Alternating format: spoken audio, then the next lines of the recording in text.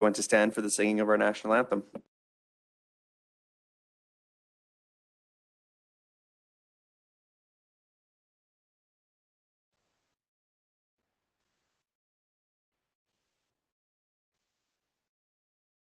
Oh, Canada, our home and native land, true patriot love in all of us command. Κατόφραση πόθηνη είσαι πόθηνα τον εις παλαιτήν ευωμήνα τυπήρος εσφά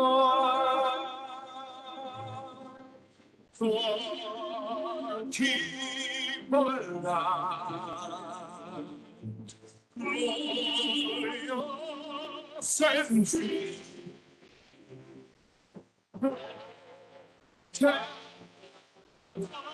We stand on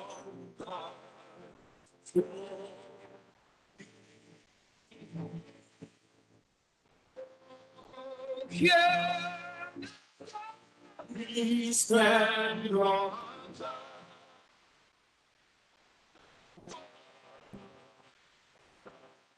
stand on.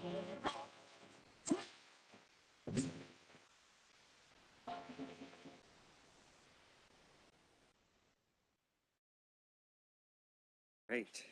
Thank you for that. Additions to the agenda. Mr. Osmond. Thank you very much. Administration would like to request two additions to the agenda. Yep. The first is a delegation. Staff Sergeant Matthews is here today. Would like the opportunity to speak with council. We would suggest adding it following the public hearing section of the agenda immediately before the decision items. Okay. A second addition would be just prior to the debate beginning for item 7.2, Combative Sports Commission bylaw. Administration is requesting a closed session for the provision of advice from administration and legal counsel. All right.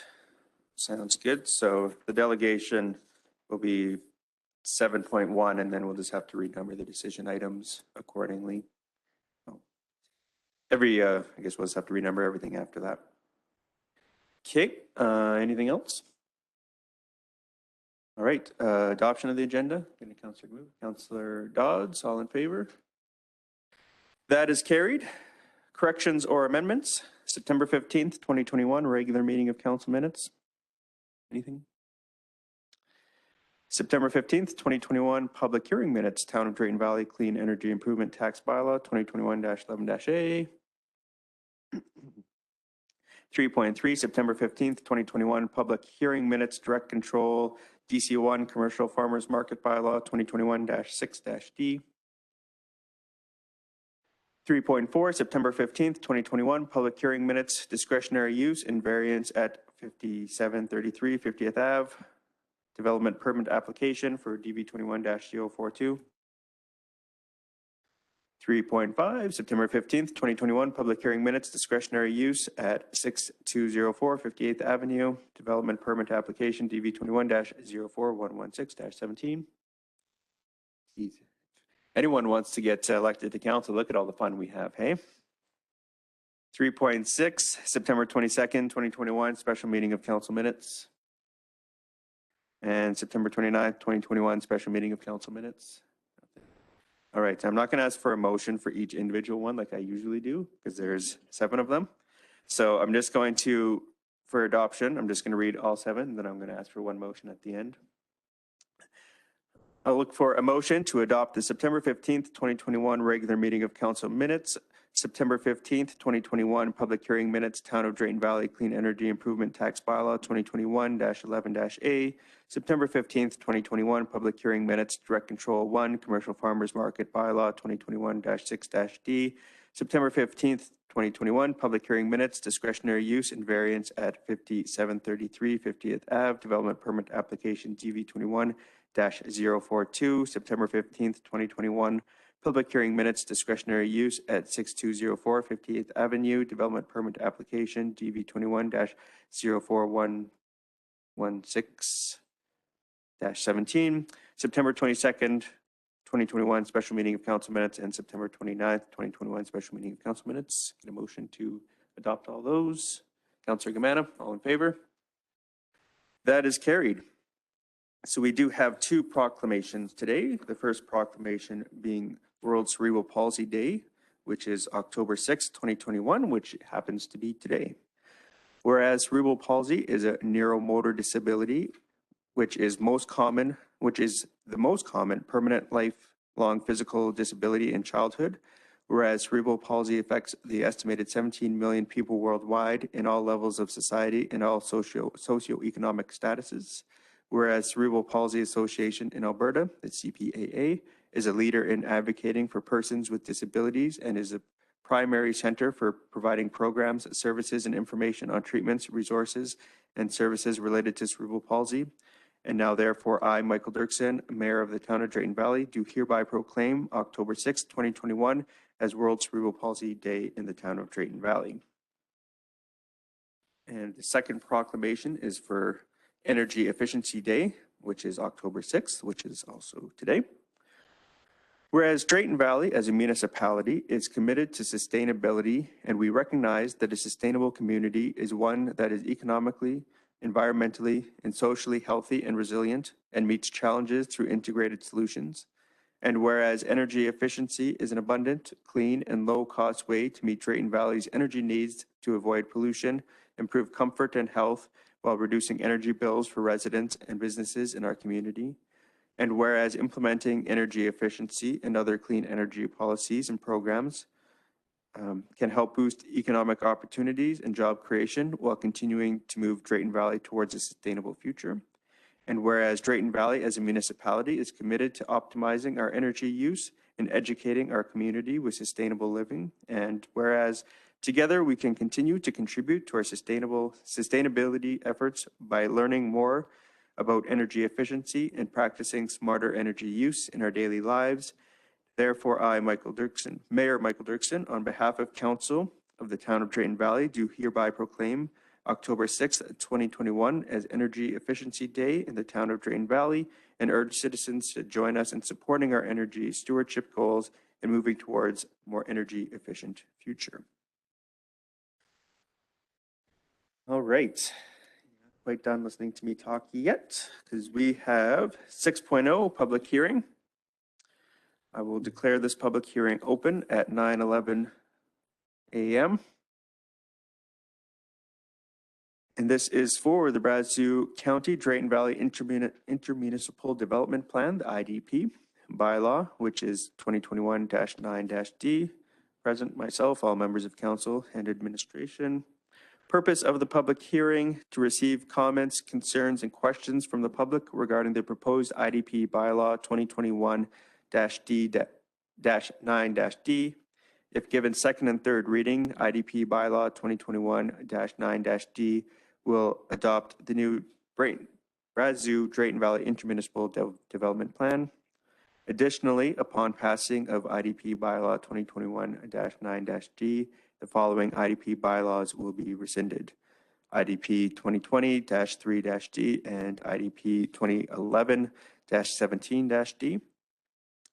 Background: at the August 18th, 2021 regular meeting of council, Town of Drayton Valley Council gave first reading to bylaw 2021-D-9-D, which, if approved through second and third readings, will adopt the new Brazeau County Drayton Valley Intermunicipal Development Plan. IDP 2020-3-D was adopted by Town Council at its regular meeting held on March 18th of 2021.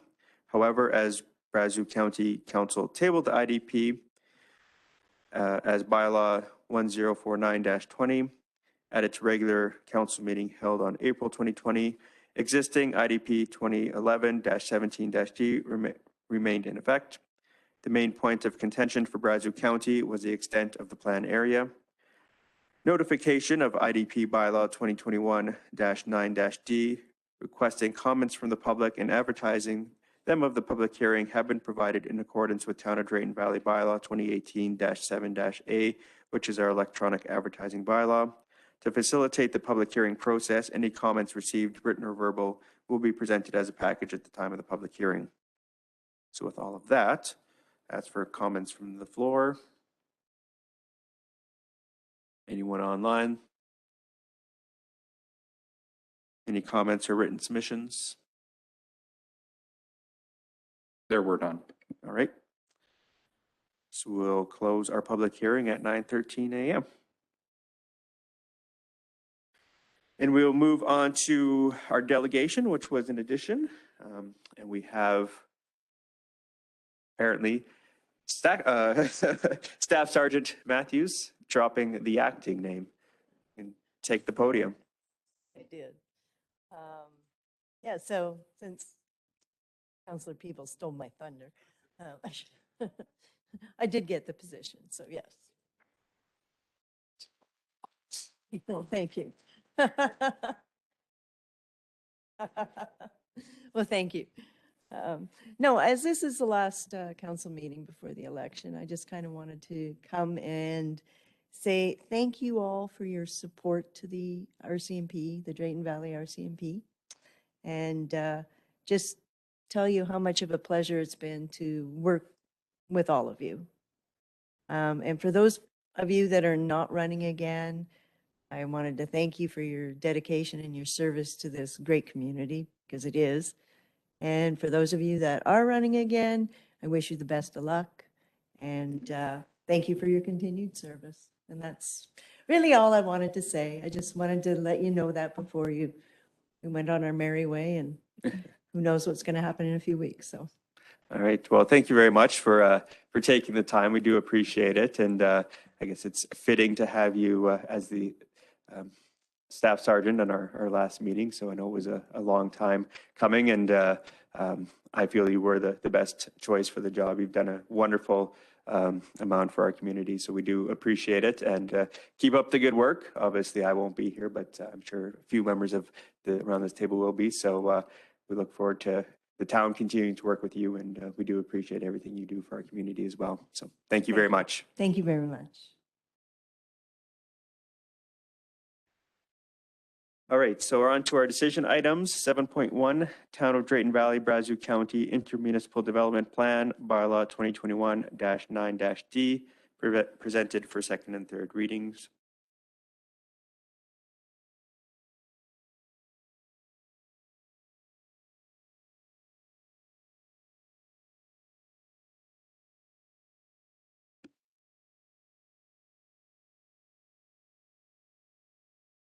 Morning, Your Worship, Council. Morning. Purpose of an IDP is to put on paper collaborative and strategic agreements between two adjoining municipalities and how they'll address and coordinate land development that occurs on or near the boundaries.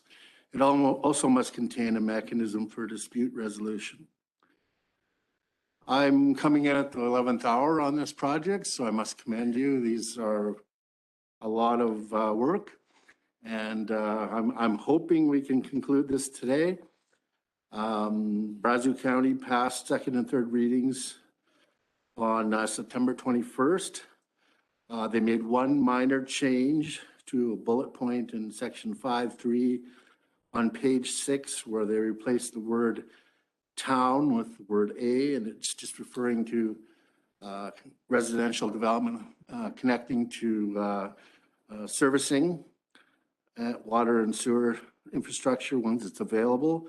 So I think this minor change just provides more flexibility and opportunity to satisfy the policy, and administration recommends town council also adopt this minor change.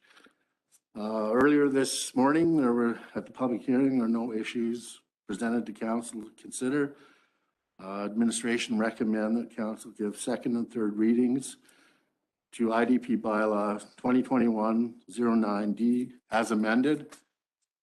And upon passing, if those readings are indeed passed, recommend also passing a recommendation of rescinding previous IDP bylaws, IDP 2020-03D, IDP 2011-17D.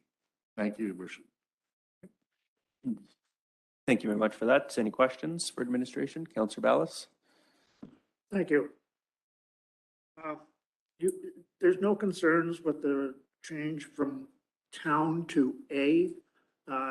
Is that not somewhat where it could be a detriment to our water and sewer programs? Through to Councillor Ballas, development within our boundaries will connect to the town's municipal system. It's unlikely it would connect to any other system. We have MDP policies that also require that. I think what the intent of the county was, just to make it more general, so that if there was an option on perhaps in their lands, that could be considered. Councillor Wheeler? Can you just repeat where the change, what page it was on? You said 6? It's page 6, about halfway down. I believe it's the last little bullet under residential. Yeah, it's 5.3 policies, third bullet down.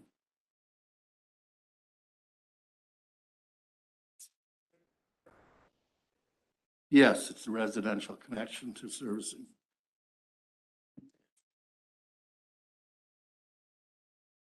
So I believe Brazeau County does have their own water infrastructure around Rocky Rapids, so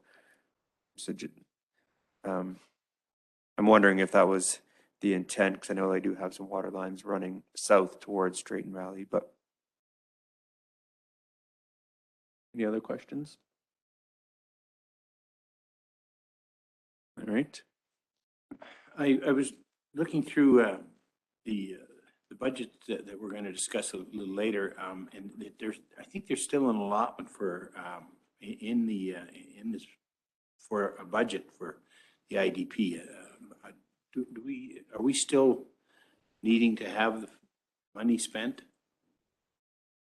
Through to Councillor McGee, my understanding is the project will be complete if council gives second and third reading this morning, and I don't foresee any additional costs or need for funding to follow this project then. Thank you. All right. Councillor Gamana? Thank you, Mr. Mayor. Just for clarification again about that change.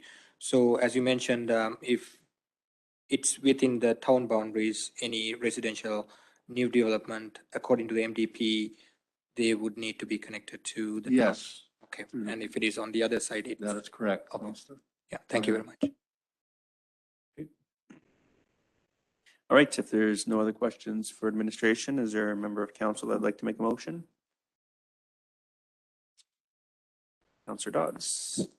Morning, thank you. I'd like to make a motion that council give second reading to proposed Town of Drayton Valley, Brazeau County intermunicipal development plan bylaw 2021-09D as amended. All right, thank you very much for that. Any comments, questions, or debate?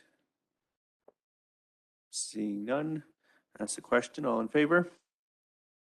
That is carried. Is there a member of council that'd like to make a motion for third and final reading? Councillor Ballas? I move that council give third and final reading to proposed Town of Drayton Valley, Brazeau County intermunicipal development plan, IDP bylaw 2021-09-D as amended. All right, thank you very much. Any comments, questions, or debate?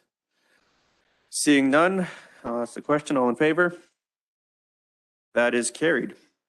So it does bring us, sorry, was there, Yes, I apologize for not having it in a report, but if you look on the public hearing, it identifies on the first paragraph, it identifies the two bylaws to be Okay. rescinded. So we just need to make a motion to rescind IDP 2021-3-D and IDP 2021-17-D. Okay. There's someone want to make that motion to rescind those?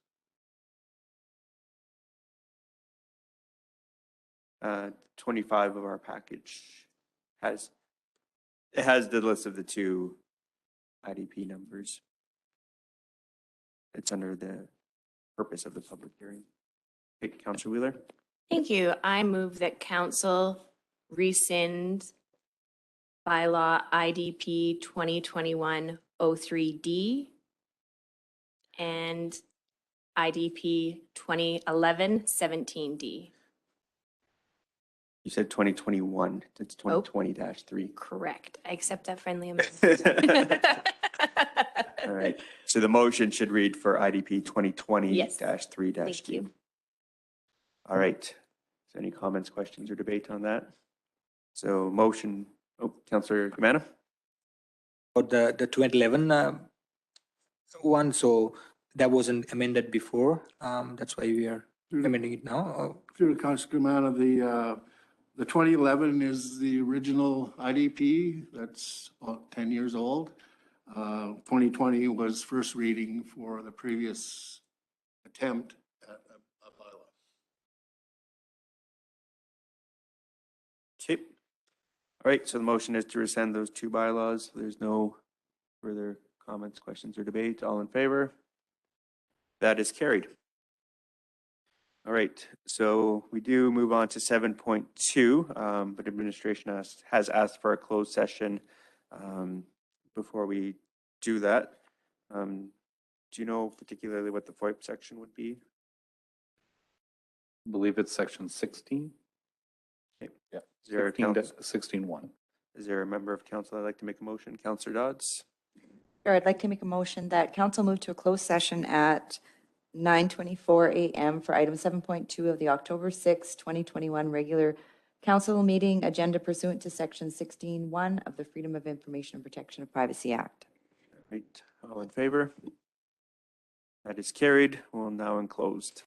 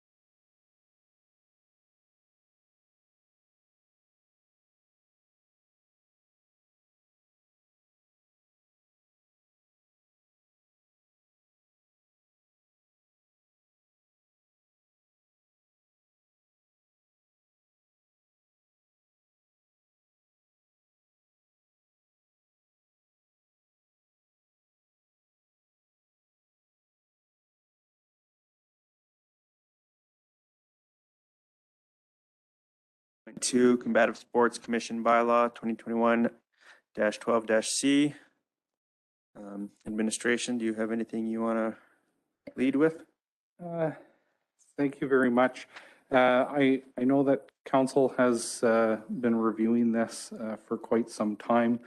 I just wanted to highlight for council that by passing first reading today creates the opportunity to schedule a public hearing, which will help council gather some feedback from the community and as to proceeding with this.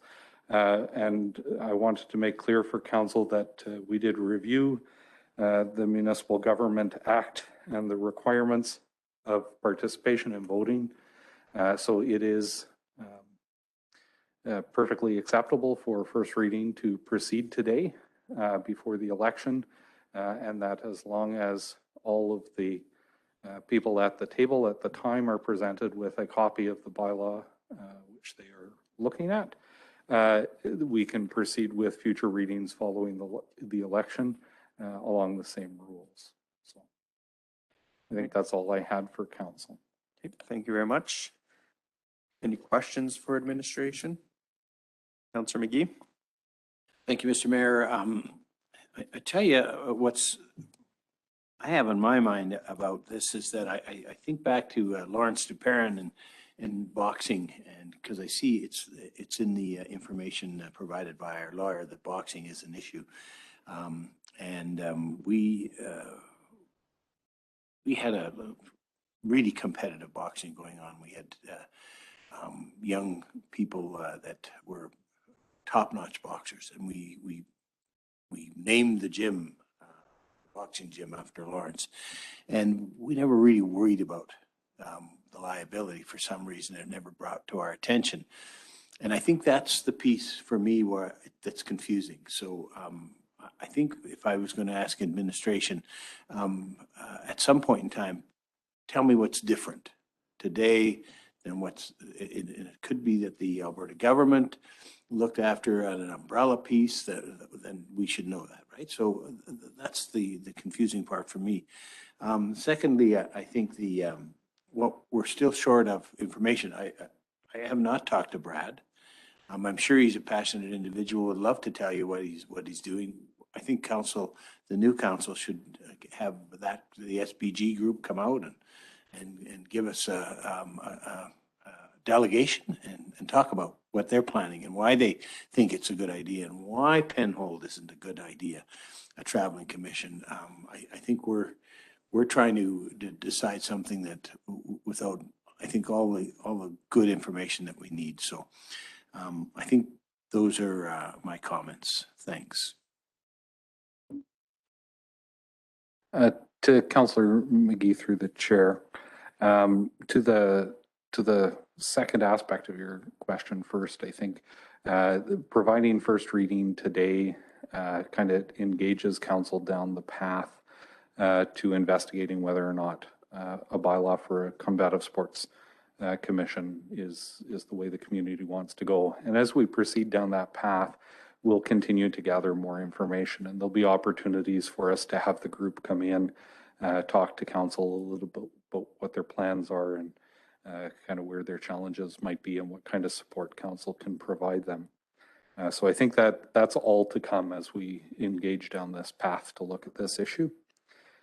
I certainly understand where you're coming from with regards to, the town has had this bylaw in place for a long time, and there now seem to be questions we didn't have before. I think the history of this mechanism in Alberta is one where Alberta is one of the only provinces that doesn't have a provincial oversight commission, and the MGA provides the authority for municipalities to make individual decisions on it. I think it could be a situation where at the time that mechanism was conceived by the provincial government, times were different and concerns were not what they were now. And that as through the full course of time, we see changes and developments that lead us to ask different questions and have different concerns. So there might be a conversation to be had about whether or not this whole commissioning system needs to be reviewed at the provincial level to find something that's a little more suitable for today's climate. But at this time, we have the MGA regulations that we have, and so we'll chart the course and answer council's questions about how we navigate through the set of rules the province has outlined. Councillor Ballas? Thank you. Here's my concern about passing the first reading, and that is if we get questions. And I hate the fact that I can't give them actual answers. I'd sooner see us be more informed before we gave first reading. Somebody asked me how much is insurance. I have no idea. What is the liability? I don't know. There's just too many answers. And if we read and we put it out there in a bylaw, a public bylaw, and then people are going to start questioning us, I'm not comfortable in trying to explain what we're doing or what the potential liability is to the town, if there is any, or how we actually go about setting it up. What is the town's involvement in the commission? Because from what I'm reading, and I see a video this morning, it sounds like SBG is setting up the commission. So I don't understand what the town's role is. Is the town's role to set up the commission? I don't know. I'm confused right now. I'm old and I'm confused. So I would like clarity. I really would like clarity before we look at passing the first reading. Any other, or Mr. Osmond, did you want to respond to that? To Councillor Ballas through the chair, administration certainly understands there's lots of complex moving pieces with this discussion. On the break, I was having a conversation with one of the general managers who had been asked to place a call to our insurance company, and I got some new information that I didn't have before about the insurance company's perspective on how this all works. So there's lots of pieces here that I think we need to get together. And so, I mean, council does have the option today to proceed with first reading and provide the direction for engaging the public in a conversation and collecting the rest of the information. Alternatively, they could defer first reading of the bylaw to a later date so we can collect some more of that information before they proceed. Councillor Peebles? Thank you, Your Worship. For me, Councillor Ballas, I look at this a little bit differently. The idea of a first reading is that it gives the opportunity to hear from the community, kind of hear their take on everything that they're seeing. We've been presented with some information. We've asked for the additional information to come forward. And then, so if people are asking questions, say, hey, you know, this is first reading. We have a group in the community. Mixed martial arts is is a fast growing sport. We have a number of facilities here, and this was brought to us by a community group to look into. And so that's what we're essentially doing, is trying to gather information so they have it adequately for when they would do a second and third reading and give the opportunity for the community to weigh in beforehand. So for me, that's the fact that this is something that is driven by our community and coming to us. Of course, there's questions, and that's the whole idea of it going out to the community, and we've tasked administration with a number of things to do as well. So that's kind of where I'm at on that one, because we have that on a number of different things. We did that with cannabis. We put it out to the community to see what was going on. First reading gives that opportunity to have that chance for the community to weigh in on their thoughts on it moving forward. So I would definitely be in favor of it. Okay. If you want me to make a motion, let me know. Councillor Dodds? Thank you. So I did just have, I guess, a couple questions and comments. I think that I understand the whole, you know, if we go through the first reading or if we pass first reading today, then that gives us time to gather more information, to get the feedback, which is really important. The option to work with a group and things like that, reach out to Penhold perhaps and see what their feedback is, how they feel about the risk and the liability, things like that. Is Calgary a traveling commission? No, they're not. Okay. The only thing for me though is I'm kind of listening to both Bill and Tom when Tom had suggested that for them to come and do a presentation and the group to be actually here. I really like the idea of that. I think that it would be important to have that. So then we can be asking and making sure, that there is that clarity on that. As well as, I guess, what I think I'm worried about is that in 2 more weeks, there could be a new council, right? And then I don't think personally think that any decision should be being made right now. I don't think that that's fair. So that's my only concern, is that they're going to come in after first reading, then going to have these conversations, been brought up to speed, everything presented. And I think that they'll be the ones that will be deciding in the end anyway. So for me, I feel like we're kind of taking that away, and that I think, this close in an election, I know it isn't other people's code of conducts and things like that, how you don't normally have a council meeting in the month of an election. And there's other municipalities that have stopped making decisions and things like that. So that is a concern to me. And I do understand the urgency of this from the group, that, this should have been brought months ago, and then we maybe would be further along, but we're not. So that's my only thing, is I just wonder of having it today, that it maybe isn't the right time. Okay. Anything else? Councillor Wheeler? Thank you. So for me, this is about kind of preparing a package. I'm leaving.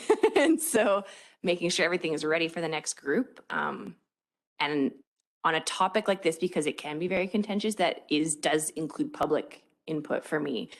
So I'm okay with doing first reading to see this move forward, to start collecting public input. The letter that we got today is dated from before, because we have already seen this information. We've had these discussions. We've talked to the lawyers. We've talked to insurance. Absolutely. And in your package under section 2, it says the insurance premiums through a separate provider may amount to $5,000. Like, the information is in here. So, we just have to ask. Yeah. Yeah, I'm just saying a lot of the base work has already been done in terms of if we want to move forward or not. And so I think because a community group is looking at this, I'm comfortable taking this first reading at this point. Okay. Councillor Peebles, did you have your hand up before? Yeah, I'd like to make a motion if I could. I move that council give first reading to Combative Sports Commission Bylaw 2021-12C as presented. All right. So we have a motion being made that we give first reading. Any comments, questions, or debate on that motion? Councillor Gimena? Yeah, for me, like, being mentioned here, it's, yes, last minute, and, we probably shouldn't or wouldn't have a council meeting today, but unfortunately we are having one. So we need to take the decision, I guess. So, and I agree that first reading doesn't mean we are just putting it out to the community and gathering information. I understand that piece very well as well. And I know there's a passionate group of people that trying to, make this work. And gathering information. It would have been nice if you had all the information here, but it's a process. It's a process that takes time. So I'm comfortable as well for the first reading. Thank you. Okay. Councillor Dodds? So will there be an opportunity for the group to come prior to second and third reading? And then as well, will administration have the discussion of the opportunity of, or whether it would be an option to rather than creating a commission ourselves, is to be working with them so they're able to work with the traveling commission, and maybe it would be either through grants or other opportunities how we could be assisting. Like, how will those conversations come into play? So providing the first reading on a bylaw really embarks the municipality down the road. So there are opportunities as we continue that. There'll be the public hearing, which certainly the group would be welcome to participate in. I think it would be expected to see them there. But there is an opportunity for council to say, we'd like to have a presentation from the group. We can certainly have administration collect all of the other information. Yeah, so there are opportunities for all those things, even as we progress past first reading. Councillor Peebles? As some of you guys know, I had the opportunity to go with some of the people from the commission to the fights that were happening at the River Cree a couple weeks ago. And they kind of gave us the overview of as an amateur fighter, if you're on that card, your gloves are a bit heavier. There's things that you can and cannot do. The doctors are right on there. The ambulance is there. There was actually a guy who got a head kick. The doctor didn't like how it was, called off the fight. There's a number of safety precautions that they have in place. The promoters work on this very hard. And what I like about this, and it's clear I'm a little bit passionate about it because this is one of my favorite sports. What I like about this is that this came from the community. And they're saying, we want to do something that utilizes our facilities, fills our hotels, gets people coming to restaurants. And we see a thing where this could become a hub for sport in our community. We have 3 different MMA gyms in our community. There's an opportunity to create a culture that they're seeing there. And so this is something I think that it would be great to get out to the community and say, well, what are the options? And that gives us the opportunity to have some of the framework discussions of what are the pros of having a traveling commission versus having our own. And then there's an adequate amount of information for whoever is in next time around to have the ability to make that decision. My concern about pushing this back is eventually we're going to figure out how to navigate this world that we're in now, and there will actually be the opportunity to have events. And I would hate to see it pushed back far enough that we're missing out on those opportunities when we have a group that's willing. So that's why I decided to make that motion. Councillor Ballas? Thank you. I certainly enjoy the sport as well. However, I feel that we, as a town, need to do our due diligence to make sure that we're protected liability-wise. I don't want to jeopardize any taxpayer dollars for any sport. Although it probably ultimately somehow we do, whether it's minor hockey or thunder hockey or whatever. But it's a different style of sport, and referring to Councillor McGee with boxing, it's not anywhere close to what boxing is. It's a lot more,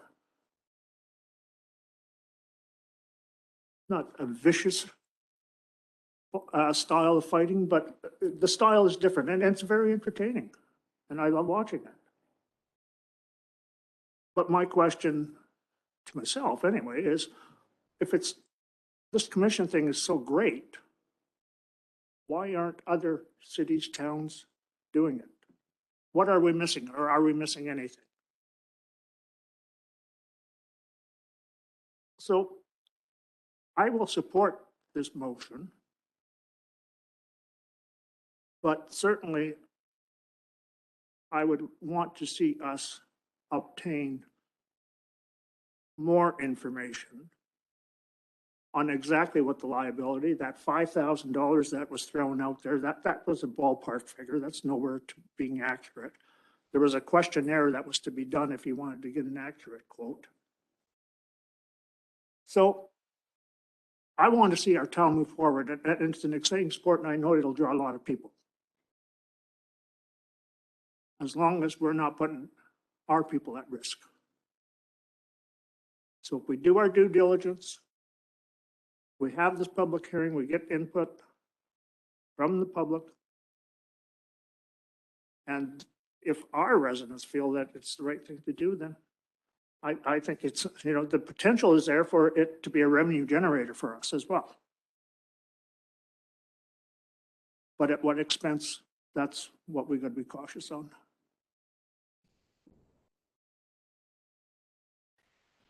All right, anything else?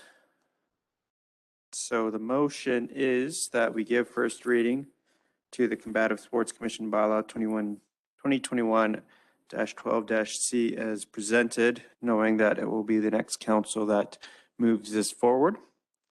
And if there's nothing else, I guess last. Okay, Councillor Peebles. Sorry, this is just for our CAO. So with this motion and some of the discussion that we had, we didn't actually task administration to go look into some of these things. I know there's concerns from Councillor Dodds as well as Councillor Ballas.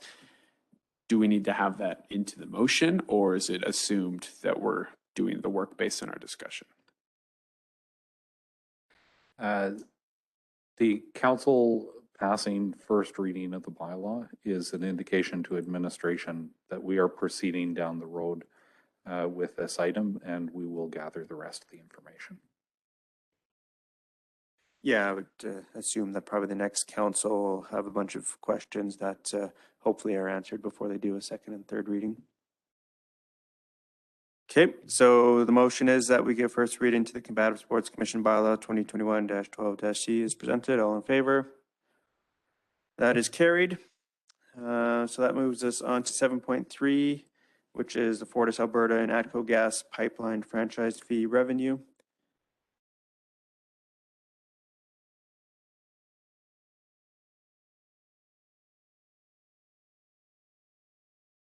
Good morning. So we're back at that time of year where we talk about franchise fees. Franchise fees are payments that municipalities charge utility distributors, specifically Fortis Alberta and ATCO Gas, for having infrastructure such as pipelines and transmission lines on municipal lands. These charges are collected during billing by the distributors, who later forward the payments back to the municipality. Also, franchise fees help the town gain funds from provincially funded institutions, namely schools and seniors lodges that do not pay property taxes.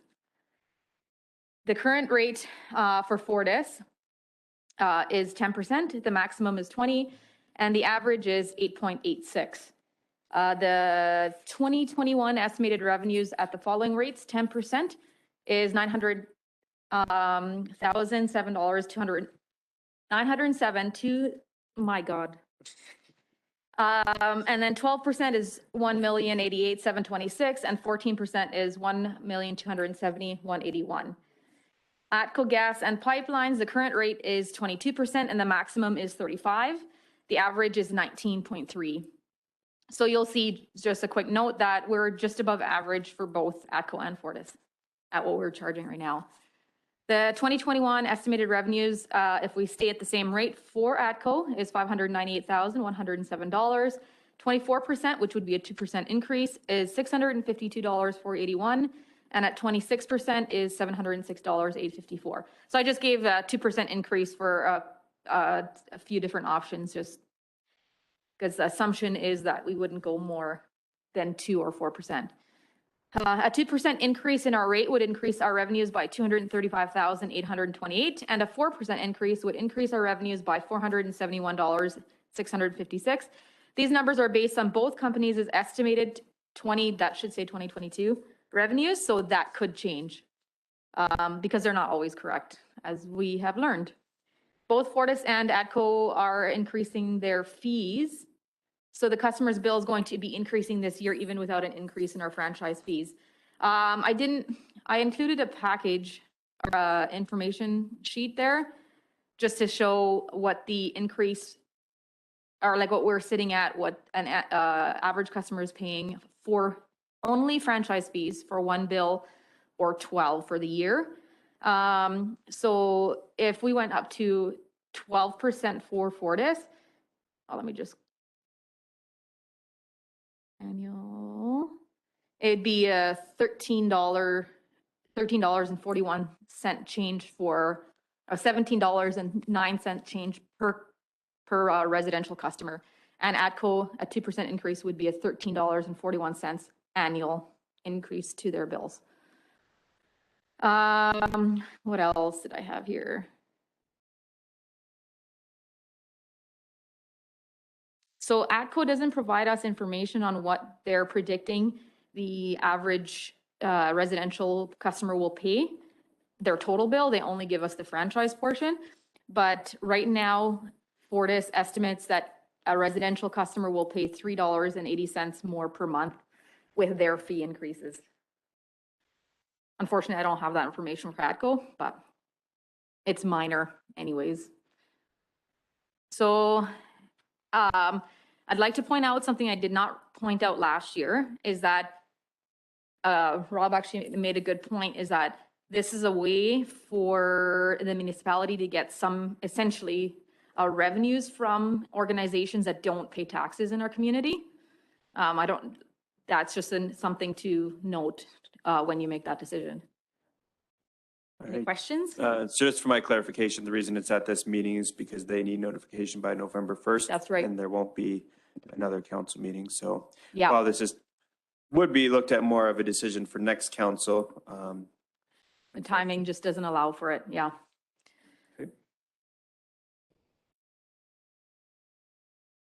Well, the organizational meeting is the 28th.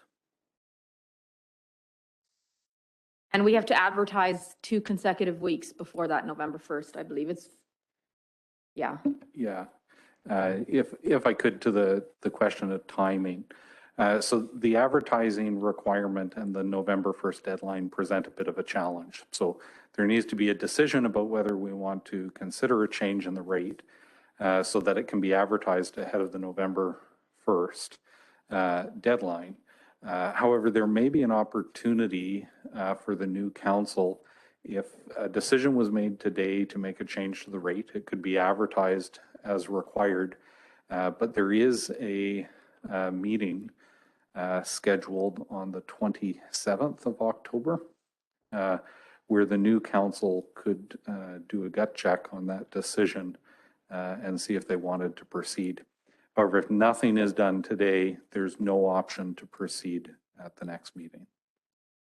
Just one more thing.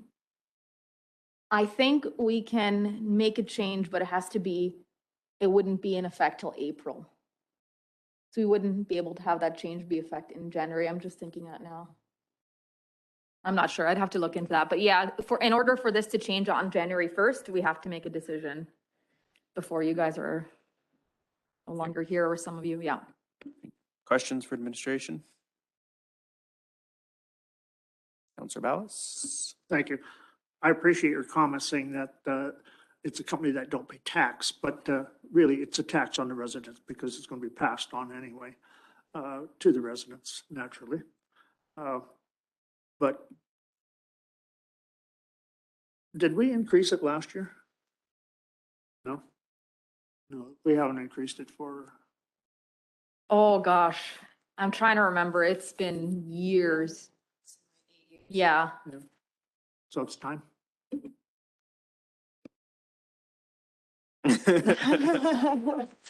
I guess we'll find out in a vote. Councillor Dodds?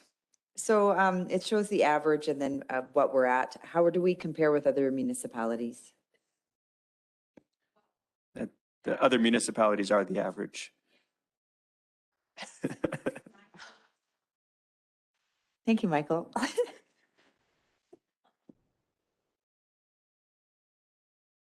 I can get you that, like, it's publicly provided. Like, you can look it up online if you wish to review that. Some are at 0, some are at almost the max. Yeah, it's all over the place, all over the place. It fluctuates, okay. Yeah, so much. All right. Any other questions? Councillor McGee? Thank you, Mr. Mayor. You know, while we ponder it, I think the comments that you made it would, for the Fortis, it would be a $17 increase, and for ATCO, it's a $13 increase. And I recall when we were trying to raise the rates for our garbage, the $19 fee was not well looked at, and people weren't very happy about that. So these increases are pretty significant in my view, even at 2%. But That's for the year. That's annually. If you look at the second box, those That's are important to know. very, That's important to know. All right, so $17 split by 12 is all right. Well, that's a different game. But $17, yeah, you could, yeah. All right, well, I heard only $17 a month, and I thought, no, that's not going to fly, but.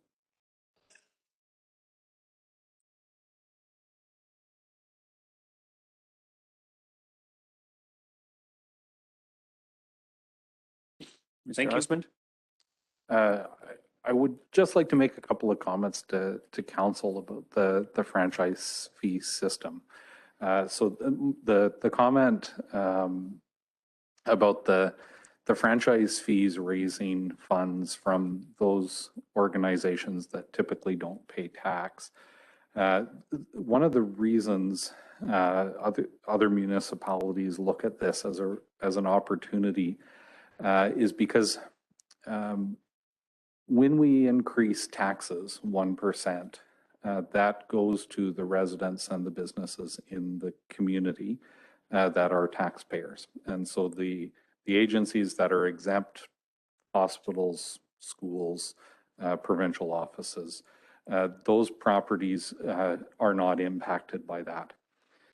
The province provides a grant in lieu of taxes, but over the last several years, since 2019, those numbers have fallen by half, significant impact on our communities.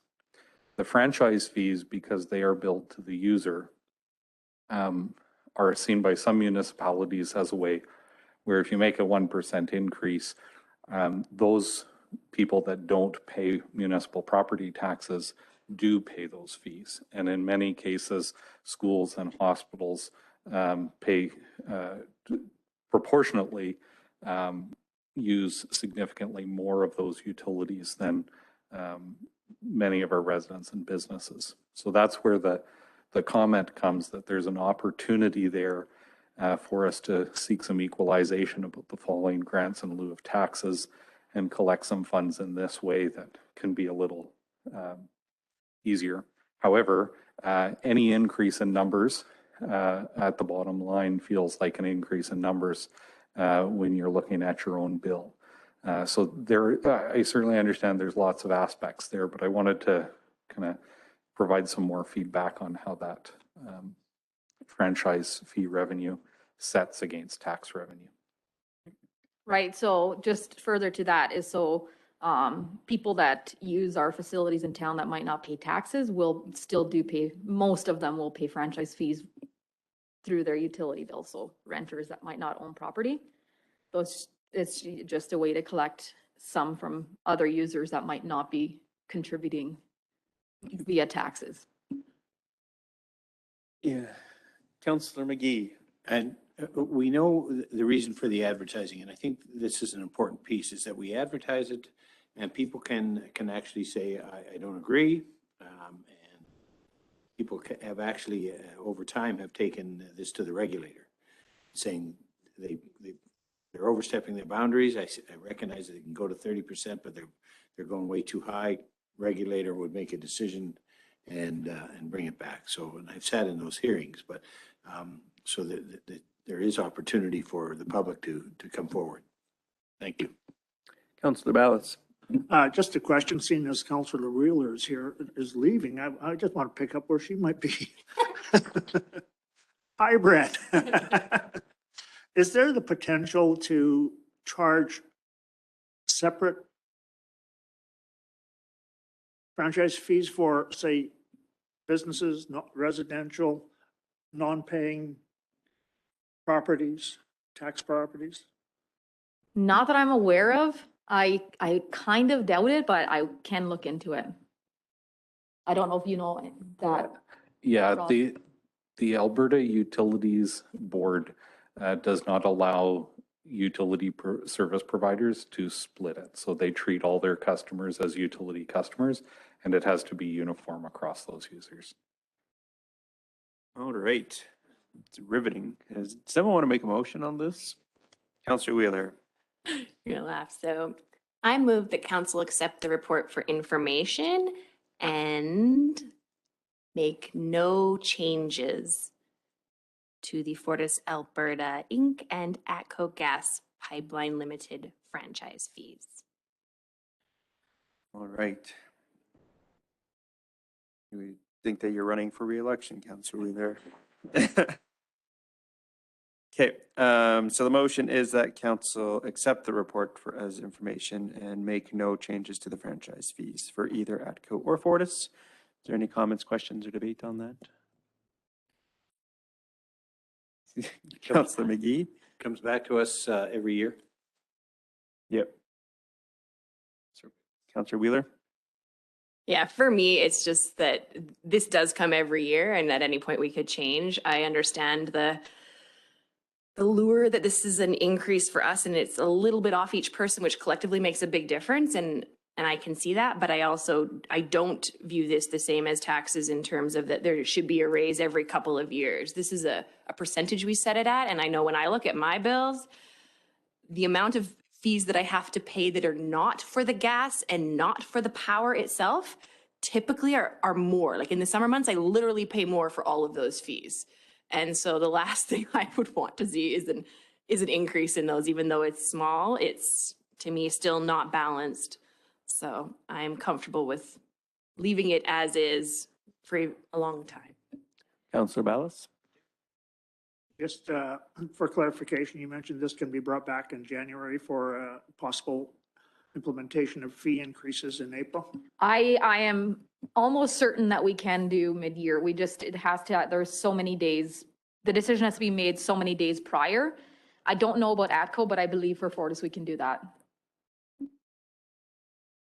Okay, anything else? Going once, going twice. So the motion is that we accept the report for information and not increase the franchise fees for either Fortis or ATCO. All in favor? That is passed. We'll go on to our department reports. The quicker the better.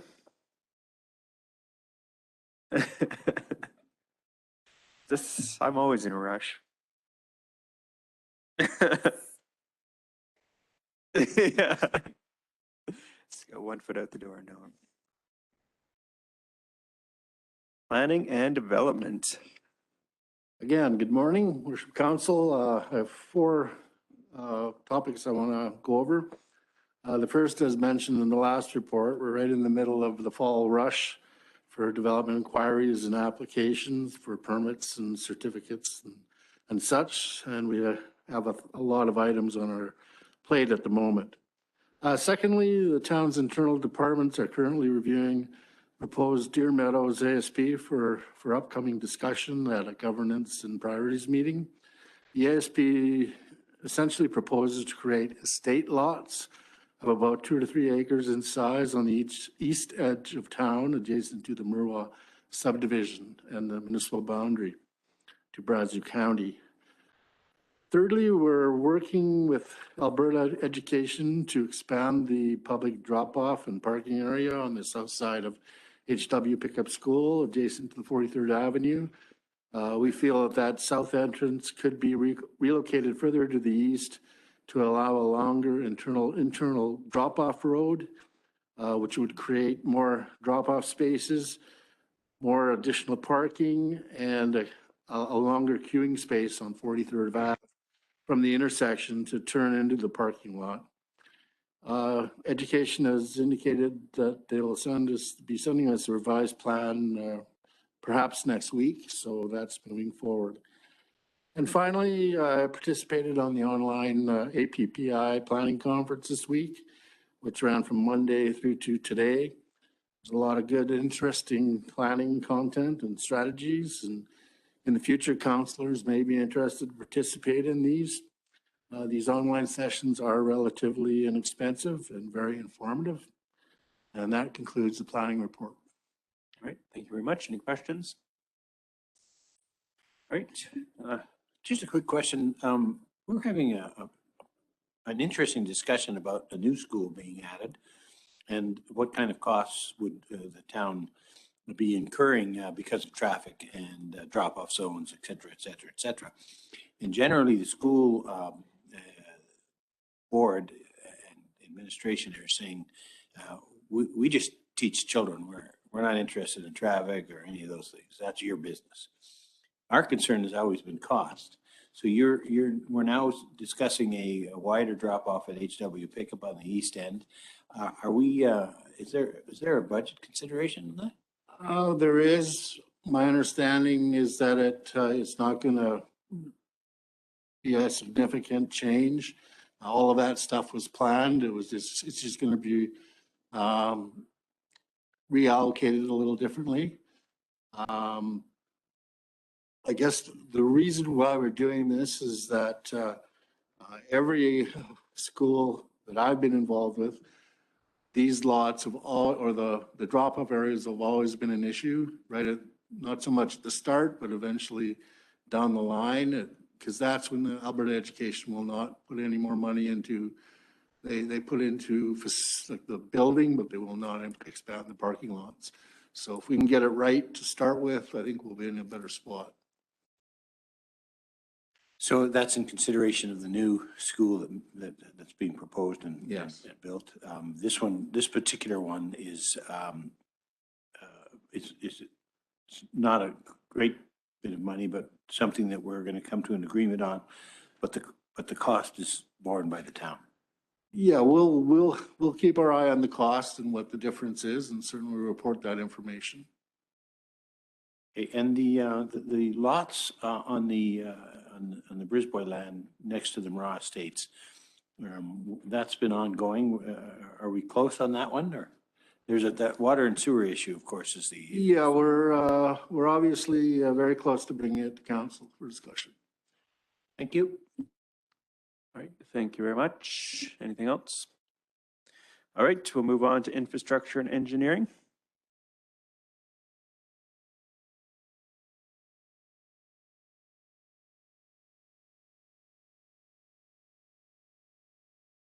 Morning, Mr. Mayor and Council. Good morning. So for concrete and sidewalks have been completed for this year. Also, hopefully council's noticed those Meridian Islands nice and encased, and aggregate flower beds are on order. So hoping they'll get here before snow falls. So fingers crossed there.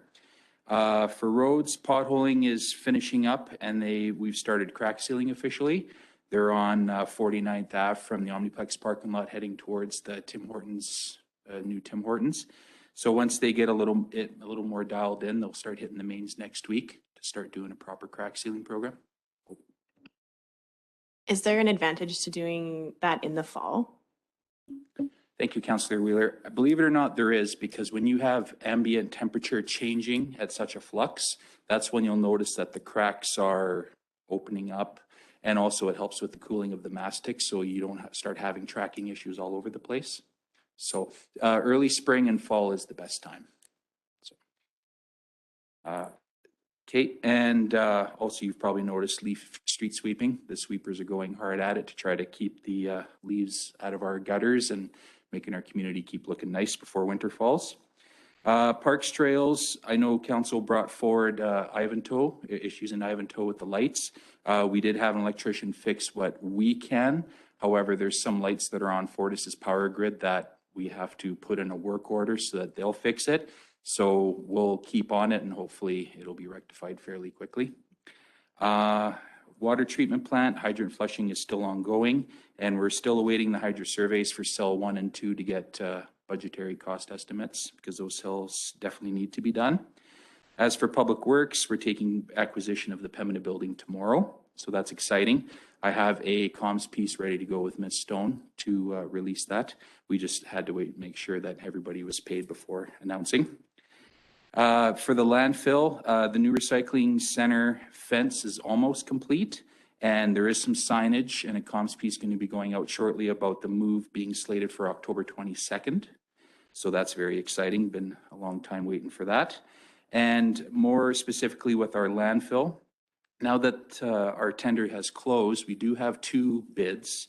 They're drastically different in pricing. So we've just finished the technical review for the evaluation criteria. Now we're just waiting on references to come back, and I'm sorry to say that that is taking a phenomenal amount of time. So this is definitely drawing out that process, because I would definitely like it done just as soon as council would as well. So as soon as that's done, then the selection will be posted. Council probably noticed that the Omniplex bridges are now all complete. So even though they are not Stiletto friendly, there's been a lot of positive community feedback about the bridges. So I think they look great. And a lot of the walker-by saying that they definitely appreciate the investment into the community. So it's good there.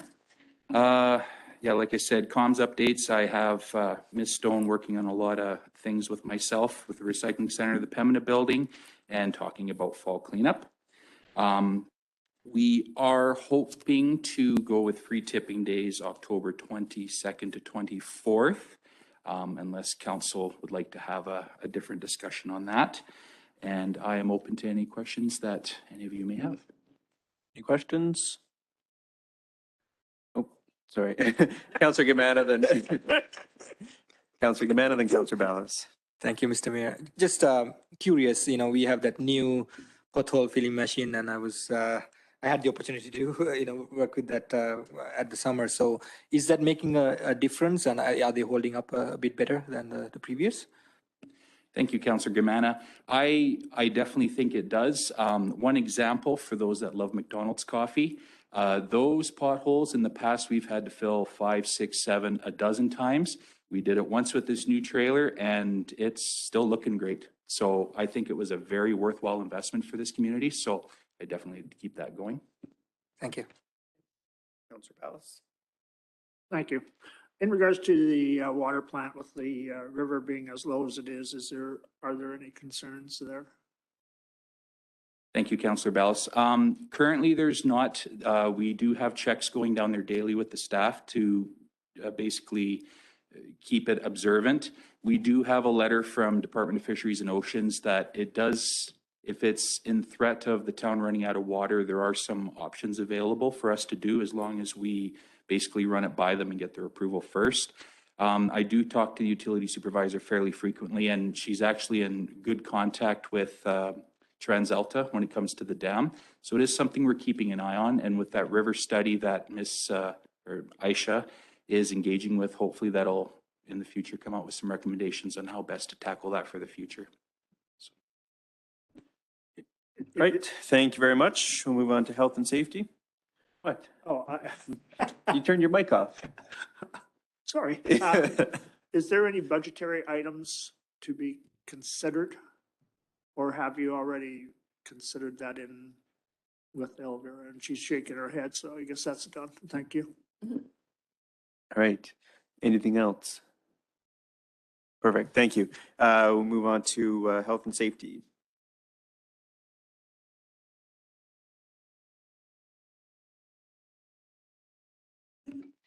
Good morning, Mayor and councilors. Scale House, we've been doing a lot of work at the Scale House since we've just able to go in there this week and getting the orientation done and working with them on developing the procedures and everything that they do on their day-to-day operations. So that's been going really good. There's a really good group of staff there. Also updating the security. We've had a lot of the facilities. We've had some new supervisors, new managers. So we're just updating the security procedures, making sure everybody's up to date with being on call at their facility and what's expected of them. Also, toured some the homeless camps last week at the landfill site. Those were interesting. There was 3 of them that were very active. Departments are running pretty smooth with the restrictions in place. Everybody seems to be calmed down and everything with the vaccinations, and it seems to be going good. Our staff they're treated with respect. So I really appreciate that. That's about all I have. All right, thank you. Any questions? Councillor Ballas? Thank you. In regards to masking, especially in our Omniplex, if minor hockey is renting the ice, are they responsible for the people to be masked? Or is it the town's responsibility? Oh, it's the organization, because they will have submitted a plan. You're going to help me with this.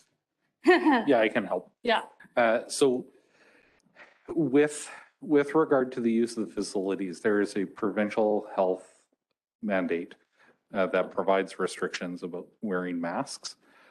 So there is an individual and personal responsibility to follow that health guideline. We have signs posted. We are encouraging mask wearing. We have talked to user groups to make sure that they understand their responsibilities. The option for adult group users to implement restriction exemption policy is a different question that they administer themselves as a group. But with regard to the other restrictions, we have to make sure that we are providing the opportunity for proper spacing, masking, and that we're asking for those things to happen. Great. Councillor Dodds? Could you just elaborate more on the homeless camps that you found? You said you found 3? Yeah, we've had 3 at the landfill site right now, and I was kind of curious on, because we keep getting reports of different things that are happening at the landfill, the small fires and vandalism and stuff, and I was curious on where that, what's out there and what do we have for people living in the bush there? So how many people about, would you say, like there's 3 separate camps? How many people? We only talked to one guy, but there's other people that didn't come out of their tents. Okay. Yeah. Tents, okay. Counselor McGee? Just to follow up, Shauna, on, I know that the other week I was down through the DeBee lands. There's a camp, there's been a couple of camps, and now the debris is there that needs to be cleaned up. Sorry, where was that at? It's in HTDB land, so it's straight south of us. If you walk out the front door and go south, Yep. that big tract of land that's in behind Yep. El Dorado. And that particular camp, there's a couple of gentlemen living there I visited with.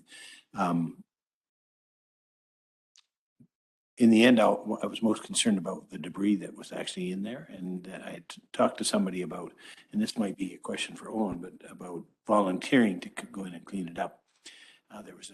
He mentioned that the company might do that, but it may not be possible for us because of liability, those kinds of things. But I did bring it up, and I don't know where it went, but it's coming up in my conversation because you brought up homeless camp.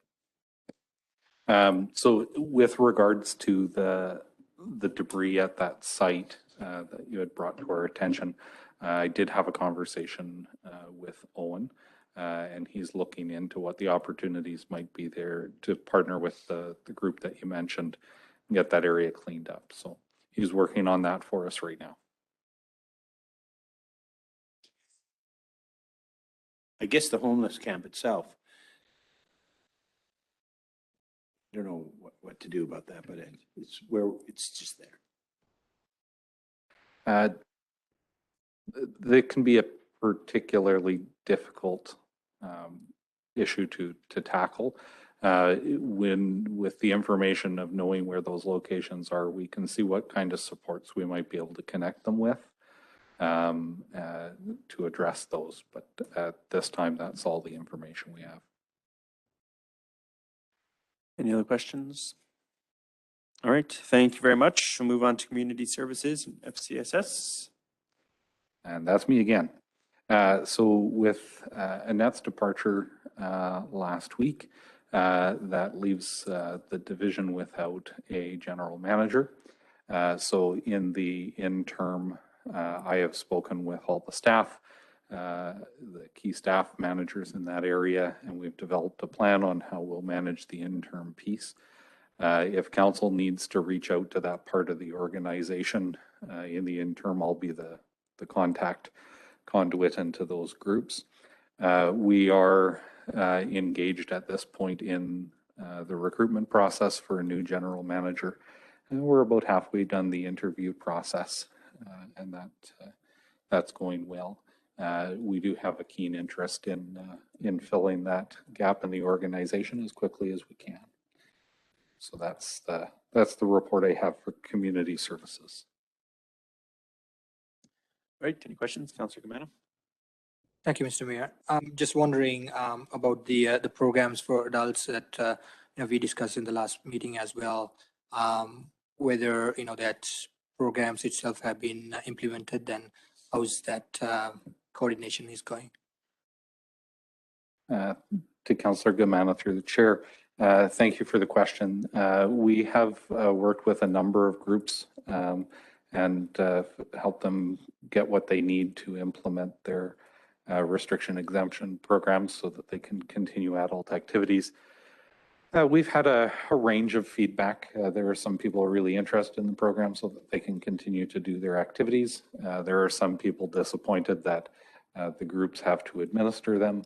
And we've received some feedback and just general dislike that the programs are available at all. However, the alternative being you can't participate. So presumably if you can't participate, it's a non-issue for you. But That's kind of the sum of the feedback, but we've been very successful helping groups organize what they need to put those in place. Sorry, Mr. Mayor. So there has been some programs running with the RP program, or we haven't started any yet? There are a number of groups who have implemented programs so that they can continue their activities. Yes. Thank you. Anything else?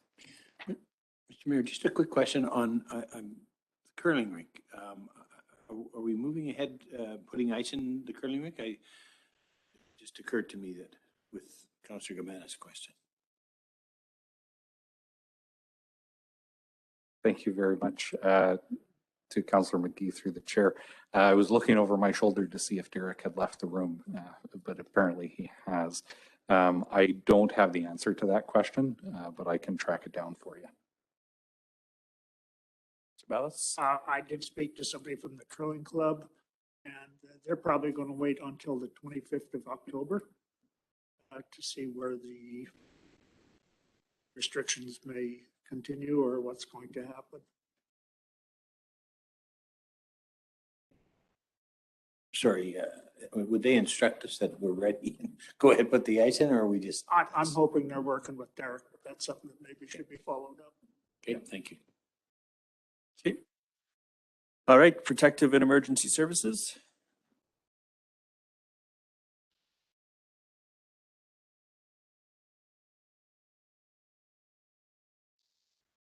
Morning, Council. Just to quickly go through the stats for June, July, and August. It's been a while since I've done that, so I just want to update Council on the stats. For the month of June, we responded to 40 calls for service, which is a busy month for us. 9 of them were fire calls, 7 grass fires, and 2 structure fires.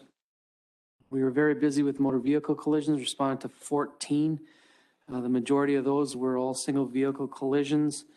A couple of ones of note, we are having an increase in number, well, not increase, but a steady number of collisions at the Boston Pizza intersection, which is raising some concerns over the past years, as council are aware. I think it might be pertinent at some point to move forward with possibly putting dangerous intersection signs at that location. In speaking with Brazeau County Council, they had also raised the alarm there on that when I spoke with them. In terms of rescue calls, Sorry, just to get a little more specific with that intersection, is it one side of the intersection? Like, is it continually where that one lane merges onto 22 that's an issue? That's an issue, as well as people turning left because they can't see. So if you're coming into town from the north and you're turning left to make the left turn, if there's a large truck or something that is also turning left the other way, you can't see. Yeah. And we've had a lot of collisions where people turn left and they get hit. Is there an option to talk to the Department of Transport about putting a green arrow there, like a turning light that would actually kind of That could be clear an the majority option. of that lane through? I'm not sure if that's possible, but I'm just bringing it to council as a concern because we continually have a number of accidents at that intersection. So. Thank you. Moving on, in terms of rescue calls, I responded to 2. One was an elevator rescue at a local hotel. The other one was an individual that was in medical distress in the River Valley, which required a technical rescue to retrieve that individual out of the valley. Responded to 8 alarm calls, 6 were residential. One was at the hospital where an individual pulled the pull station, which caused the evacuation of the hospital. We also had a young child pull a pull station at one of the schools. In terms of assisting other agencies, responded to 4 in total. 1 was an attempted suicide. And we also had an individual that was trapped between a tractor and a shed. They got pinned.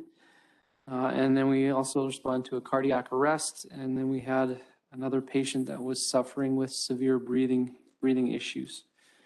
And then to round out the month, we ended up with 3 miscellaneous calls, which were 2 power line down calls and a dangerous goods spill.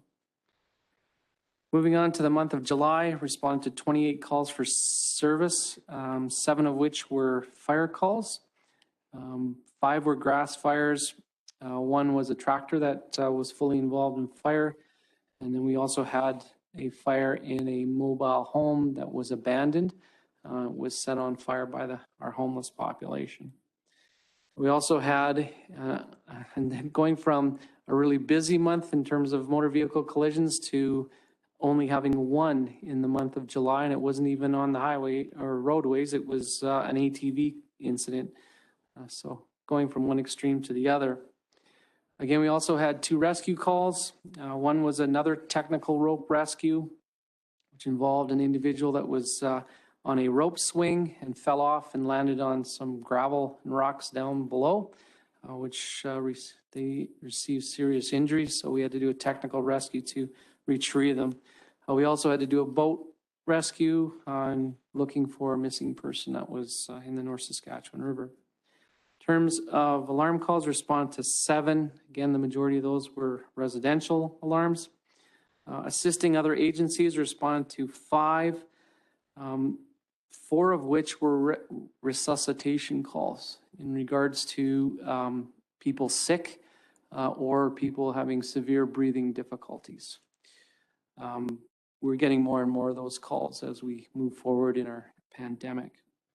We also assisted the RCMP in the recovery of our missing person. And so that was another part of our duties in the month of July. In terms of miscellaneous calls, responded to 6 in total, 3 of which were power line incidents. 1 was a carbon monoxide leak at a residence. And then we also had 2 public service calls. An individual, a lady, was locked out on her balcony. And so we had to assist her get back into her apartment.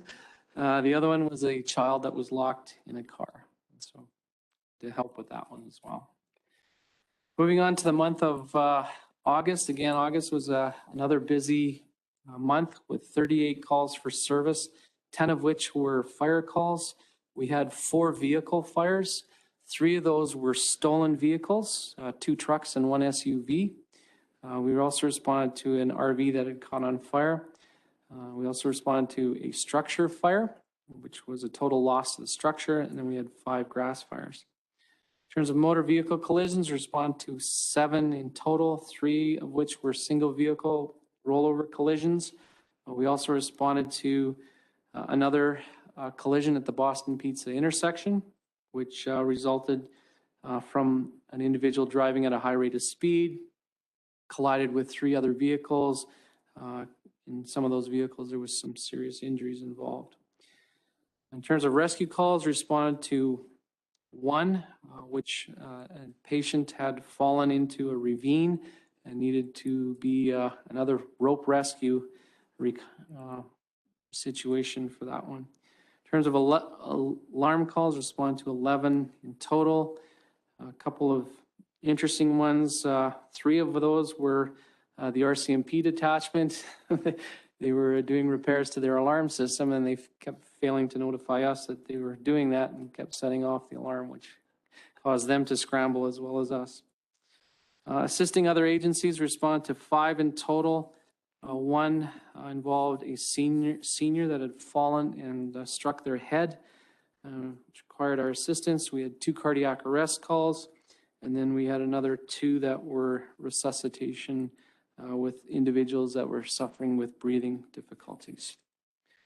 And to round it out, we responded to 4 miscellaneous calls, 1 carbon monoxide alarm, 1, and the rest were complaints of smoke. And it was, as we investigated it further, on all 3 incidents, it was neighbors squabbling with each other over a backyard fire. And so that's that rounded out the number for 38 calls. And that's, yeah, that's right. Yeah, well, they can sell it in the ring.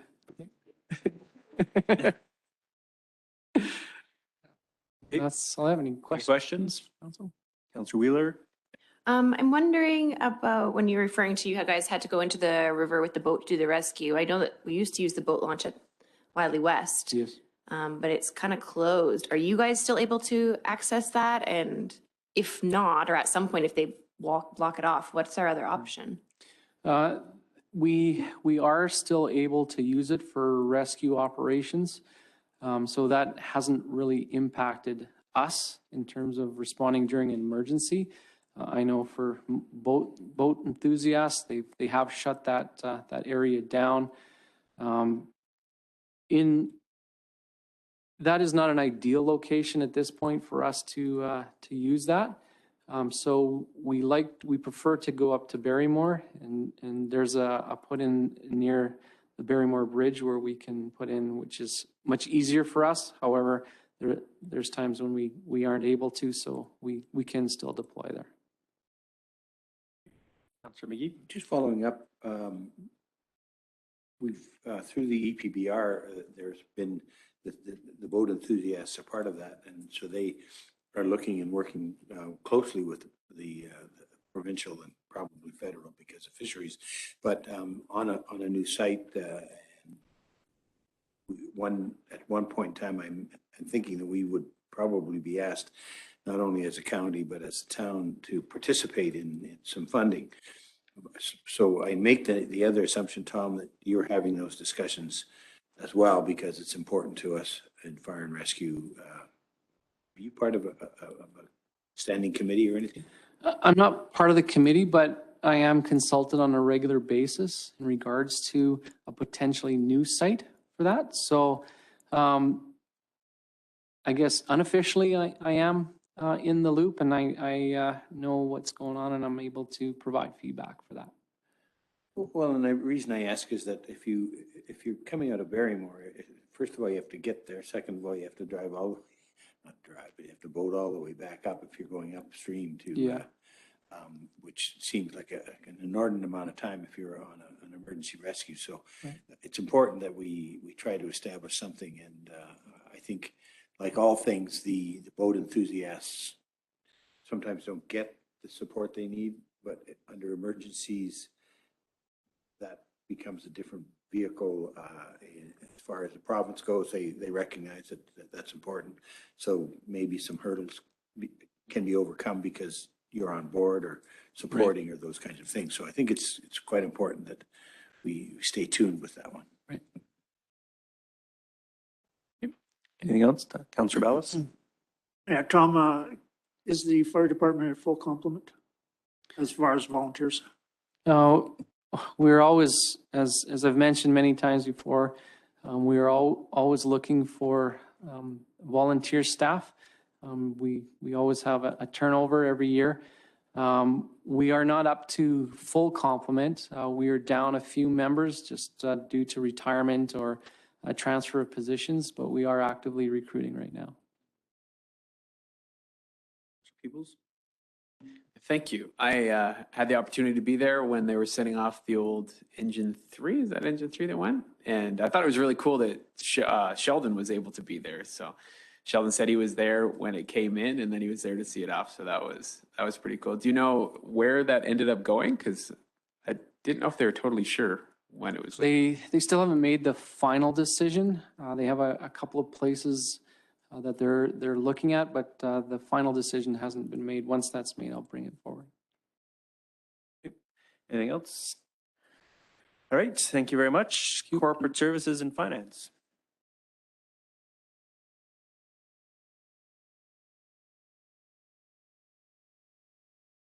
Hello again. Well, we've been very busy. About a month ago, I want to say, I can't remember the exact date, we sent out collection letters to our trailer owners. Just, a friendly reminder to pay and what they would owe and what the next steps would be if we didn't get collections on these.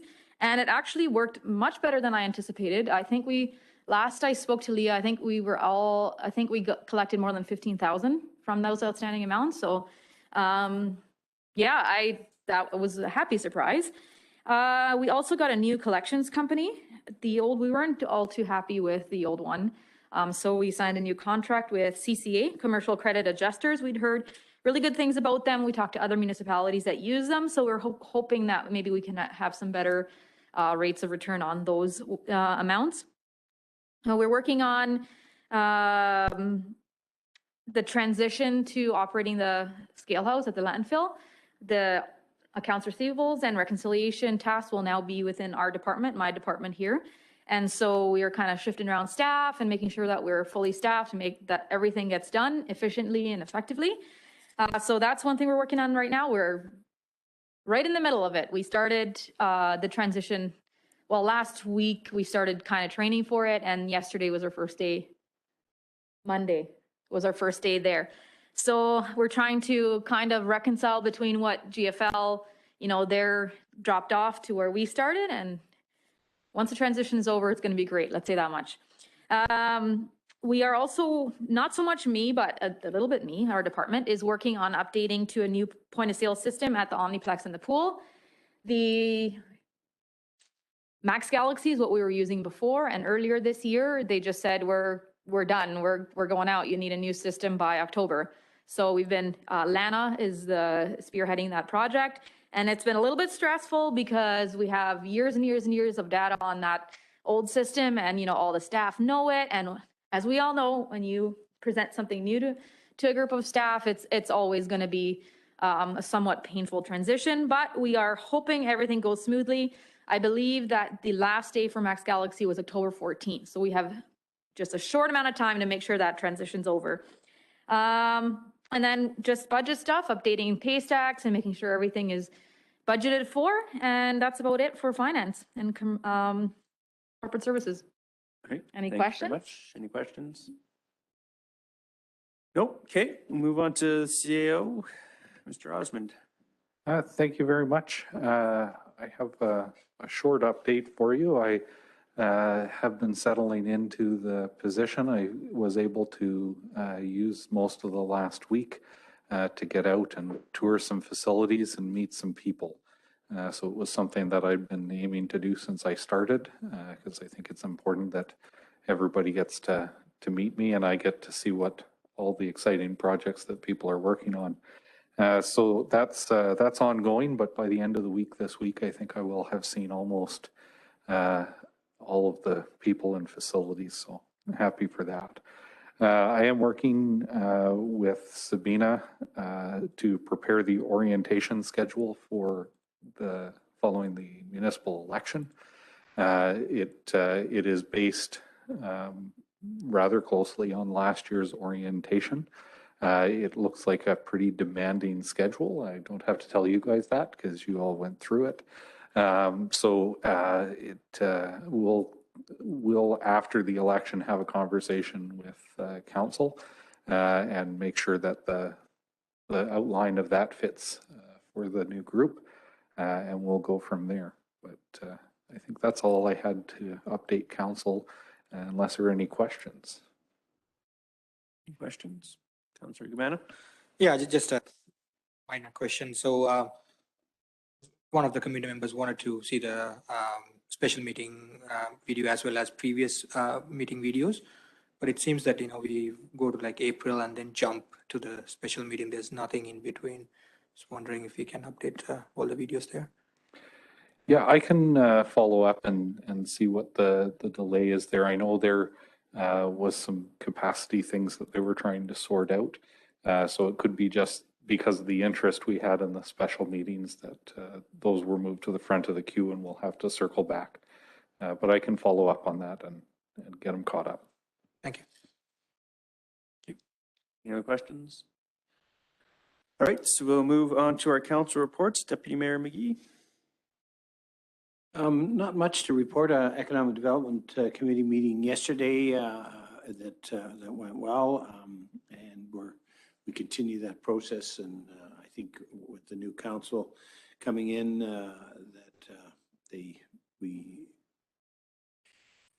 that will be a committee that I think will stand the test and will come back. A quick report on Metalnex. I was able to have a conversation both with the owner and with Winston. Winston is working with the owner, Winston Rousseau, And they're continuing the process. The court issuing a license or the certificate of title could be as early as the 13th of October. So it continues to revolve, and which at one point I thought had gone to sleep, but that's not the case. They're moving forward, so we expect to hear more from them. That's it, Mr. Mayor. Thank you. All right, thank you. Councillor Wheeler. Thank you. Yeah, committees have kind of been wrapping up. We're just finishing up sustainability. We'd left our meeting in case we had the taste of Drayton Valley. We wanted to do a quick debrief after to pass on the notes. So we'll be wrapping that one up right away. Other than that, I just want to give a shout out to administration. It's been a slice for 8 years. Some of you less, some of you will be here for a lot more than that. So thank you. And to everyone on council, I've enjoyed the term.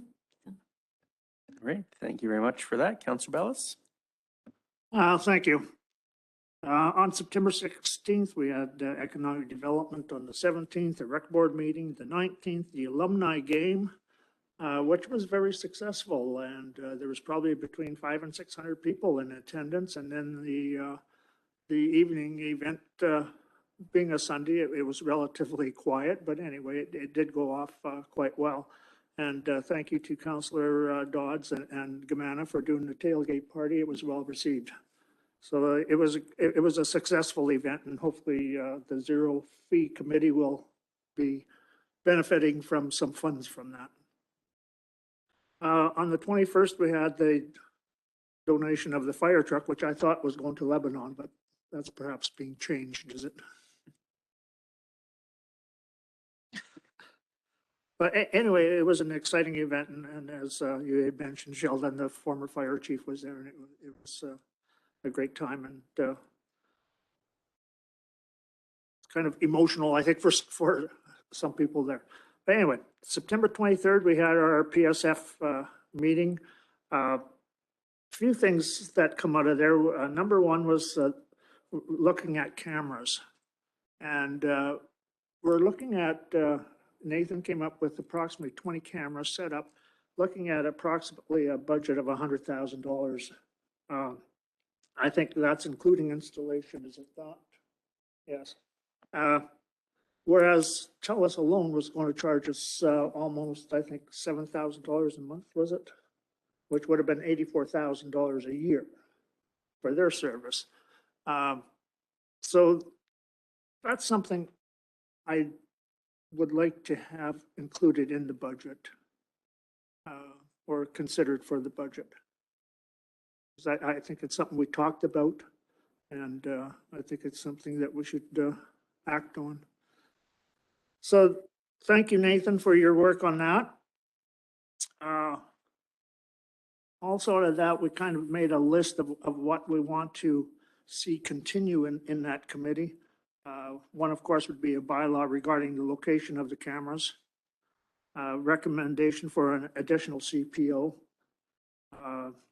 emergency response disaster plan, criminal records check trial, as everybody, I'm not sure if everybody knows that or not, but you can get criminal record checks done online now. Drayton Valley is part of the pilot project. The DARE funds, there's some DARE funds that's been sitting around for ages. And Staff Sergeant Matthews is looking at perhaps getting the release of those funds and being able to advance them maybe to the youth group or something. So she's working on that as well. And then a policy for emergency alert. So that is one committee that I found very interesting and very involved in the police safety and fire. The only thing that I may suggest is that perhaps our safety officer could also be sitting on the committee in the future. But anyway, okay. 27th, we had Alberta Health Alliance meeting, which was virtual. 29th, we had a special meeting for COVID. 29th, G&P, and then on the 5th, we had, as Councillor McGee mentioned, the Economic Development Committee. So this brings us to today. And I want to express my thanks to all the councillors and the mayor that have so passionately contributed to our community. Making decisions to enhance the services and operations of our town is not an easy task. Controversial, in fact, sometimes. The results of those decisions that we make affect a lot of people. So I want to express my gratitude to this council for being able to have informative debates, discussions, to reach decisions that we felt were right for our residents. Did we always agree? No. But once the motion was passed, everyone moved on. To those not running again, I thank you for your dedication and contribution to our town. Farrell, you're going to be missed. You're always full of ideas and hybrid ideas. And, you know, your interest was always in looking at the best interest for the town. And I greatly appreciate you being on council. Mike, I thank you for your leadership and vision to make things better for our town. Thank you to the administration for your dedication and input in assisting council to make informed decisions. To those running for re-election, I wish everyone good luck, including me. To those that put their names forward in the mayor race, thank you and good luck to you both. To those other candidates that put their names forward, I also wish them good luck. It has been a great 4 years working with you. All right. Thank you very much, Councillor Ballas. Move on to Councillor Peebles. How do you follow that? Bill, you big softy, where'd you come from? So I was able last week to sit on a call with Heather, who's the mayor of Drumheller, and she's sitting on a advisory group for the Minister of Child Services. And we just had her ear for an hour, just talking about what we were doing in Drayton Valley and how our municipality took on the childcare issues. And now it's turning into a thing where we were able to share a lot of information and connect it with Heather. Heather is relaying it all back. And there's an opportunity too for us to advocate and be a part of the National Child Care Plan, which would be amazing for so many people in our community so that they could access affordable childcare, because it is a massive issue for a lot of families, especially in these times. So that's the only thing I wanted to make sure I touched on. And outside of that, I won't do it as well as Bill did. But I'll start with council. I'll start with the mayor. Michael Dirksen, my friend. Man, who would have thought when you stepped up to be the mayor that it would be a terrible economic situation? And then from there to have to navigate a pandemic. And man, you stepped up to the plate. You did an incredible job. And it's been great to watch you even grow in that role the last 4 years. So thank you, man. Thanks for everything you did. Council, it's been a lot of fun. I find that even in contentious things, we somehow find a way to laugh or make jokes or just figure it out. So it's been a blast working with you guys. And administration, thank you guys for everything. I know we pushed you sometimes to limits where maybe we caused you to drink more than you should have. I don't know. But, you know, at the end of the day, we appreciate your guys' willingness to pivot and work with us. And it's been an awesome 4 years. So that's it. That's my report. Thank you. All right. Thank you very much. Oh, I should say something nice about Farrell.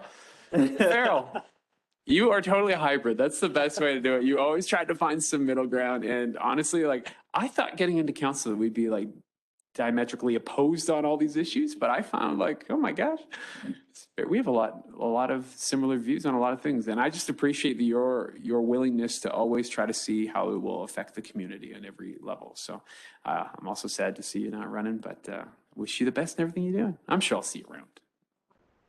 That's my All right. Thank you very much for that, Councillor Dodds. So yeah, we finally wrapped up the alumni hockey game, which was a long time coming. So yeah, that was very nice to see that finally come to fruition in the tailgate party. So thanks to everybody that made that happen. And thanks to everybody that contributed to that.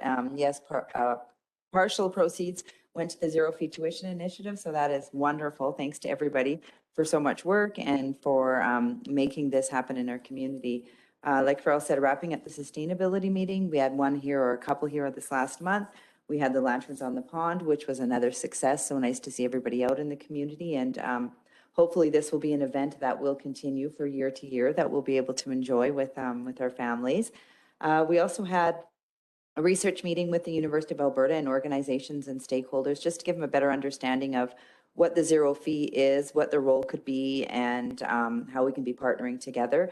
That also led into creating Inclusive Economies Conference, which we were part of the breakout rooms as well for the Zero Fee Initiative again.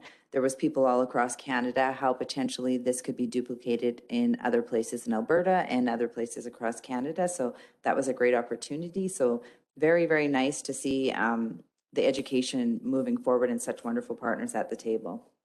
And also just want to say thank you to all of administration for your hard work, your dedication, and everything that you do to make this town run smoothly and operate. Without you, we wouldn't be where we are today. And thank you to council for your time, your service, and all the opportunities that have been created over the last few years. I've seen everybody grow, and I've seen their passions and their passion for the community, so that's very nice. And I appreciate all your words that you said, Bill. I don't think that I can say it any better. Great job. Thank you for that.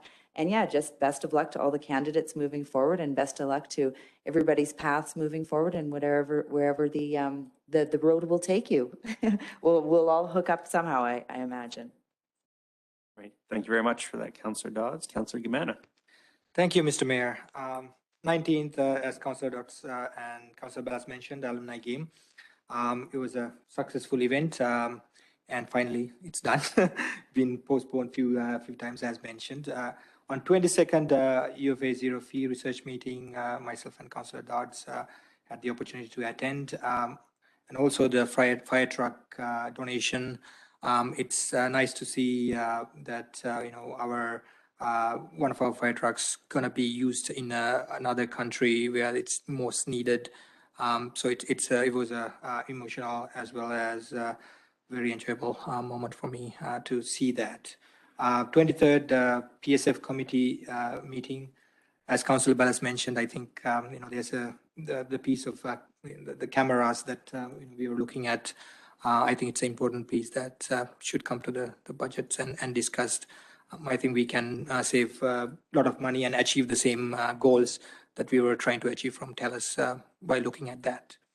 On the 20th, Creating Inclusive Communities Conference, as Councillor Dodd mentioned, had the opportunity to be on a panel on a breakout session, and it was a good conversation to have with these other community, as well as there were some from Quebec, some from Ontario. So just to spread the word that what we are doing here, it was very well organized.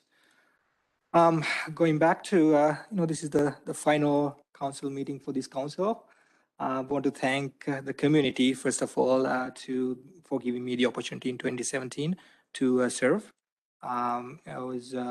I've tried my best to serve as much as I could, and also to the council. It was a great ride. We had ups and downs. It's challenging times with economic downturn as well as the pandemic happening right now. The emotions are high, but I think as sound and professional individuals, we've navigated through that very well. I just wanted to thank our mayor for the leadership that you've given for the last 4 years. Again, it's challenging times, and you've navigated through it very well with the rest of the council. Also to Farrell, thank you very much. It's been 8 years is a long time, and your sound judgment and bringing that middle ground is very much appreciated through the community. And for the rest of the council members who's running again, to mayoral candidates, best of luck for both of you. And for my council colleagues who's running as well, best of luck, and best of luck for the rest of the candidates. There's a good group of people who's running, and on the October 18th, community will decide. And just my plea to the community is just let that democratic process run, and we will see who's will end up in the council again. Thank you very much. All right. Thank you very much for that, Councillor Gimana. It's just, I guess, on to me.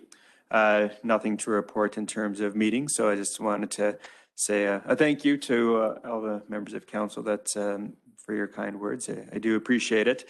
I'm sure the summer of 2017, when we're all thinking of running, thinking like, can't get any worse than this. It's just like, well, I'll get elected. It's just going to go smooth sailing. But to say it has been a challenging 4 years would probably be a bit of an understatement. But I think I know myself, I'm certainly a better person for it. So I'm assuming everyone around this table probably is, even administration. It took a lot of courage and leadership to have to navigate the waters that we did. And I know I certainly couldn't have done it alone. So I do say thank you to the 6 members of council that are sitting here. It has been a pleasure. And yeah, it will be interesting to see how the elections roll out. But I do hope that well, I know at least one of you won't be here because you're going for the same spot, but I hope to see, I hope to see as many of you as possible return back to this table, because I do know you have the best interest of our community at heart, and that's ultimately what it comes down to. It's never about our self-interest; it's about what's best for our community. And administration, I do appreciate the 4 years. Well, actually, it's almost been 5 years because I was on council for 8 months before being mayor. But to those of you that are new, it's you know, look forward to having you continue as leadership in our community. It's a great place. It's a place that I've called home for more years that I haven't. So will continue to reside here. So I hope that you continue to keep pushing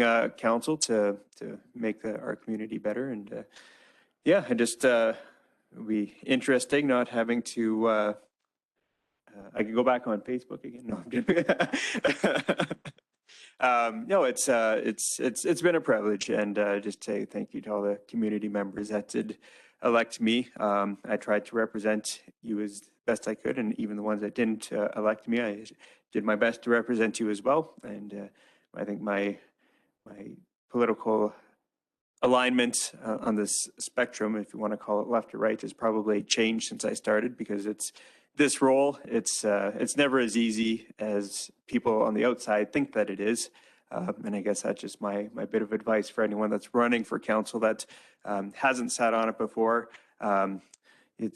There's a lot more that we have to consider than the average person wants to can appreciate. So you'll probably test your limits of where you stand on the political boundary. So we look forward to the election. I actually thought the advance polling was today. I thought I had to go at lunchtime because I'm not going to be here on election night, but I guess tomorrow I get to go vote. And so I encourage everyone to go out and vote. If you don't care about municipal politics, at least care about daylight savings. And so hopefully we can get as many people out there and vote, and yeah, just keep like as Councillor Gamana said, the democratic process moving forward. There was some talks of vandalism happening that I've heard about through community members. So I just urge everyone in our community to, well, obviously not to vandalize things. It's kind of goes without saying. Unfortunately, here I am saying it. So yeah, just hope that everyone can run a good campaign, and everyone in the public can be mindful of the time and expense that everyone, whether you're elected or not, goes into doing it. So yeah, just support all of you, and hopefully there's no other hiccups in the election. So, all right. So with that, move on to our information items. 10.1, Drayton Valley Recreation Committee, August 11th, 2021. 10.2, Economic Development Committee meeting minutes, August 19th, 2021. 10.3, Drayton Valley Foundation minutes, August 19th, 2021. 10.4, Star Catholic School Board meeting highlights, September 2021. 10.5, Drayton Valley, Brazeau County fire stats for July and August 2021. Can I get a motion to accept those information? Councillor Dodds, all in favor? And we will adjourn the last meeting of this council at 11:30 a.m.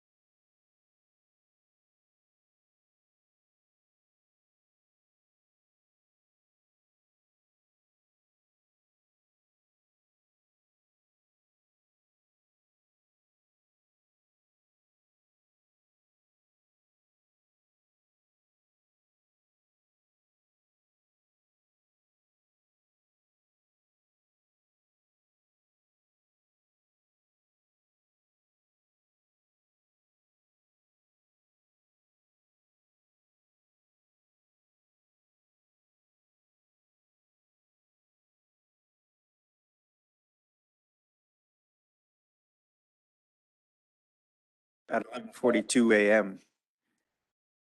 Any additions or deletions to this agenda? Right? Okay. From administration that the fall tipping days is already included. There's no need to have a budget discussion unless we want to go above and beyond. Yes. We're good to go with that. Okay, thank you.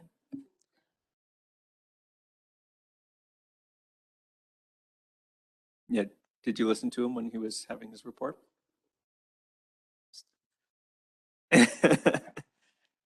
All right. So discussion items 3.1, high level review of the operating budget draft.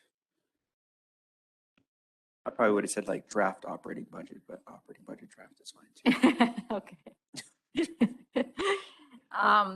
So we didn't want to take too much time to go into the details of this because, as Rob and council have discussed previously, we wanted to keep it fairly high level for this council. And so typically, we aim to meet around a $3 million budget surplus for operating. That's kind of the goal, has been the goal in the past. That make sure that we have enough to cover capital projects, and just be at a healthy reserve level. And so as we went through the operating budgets this year, we kind of just threw everything in there that administration and departments wanted to see.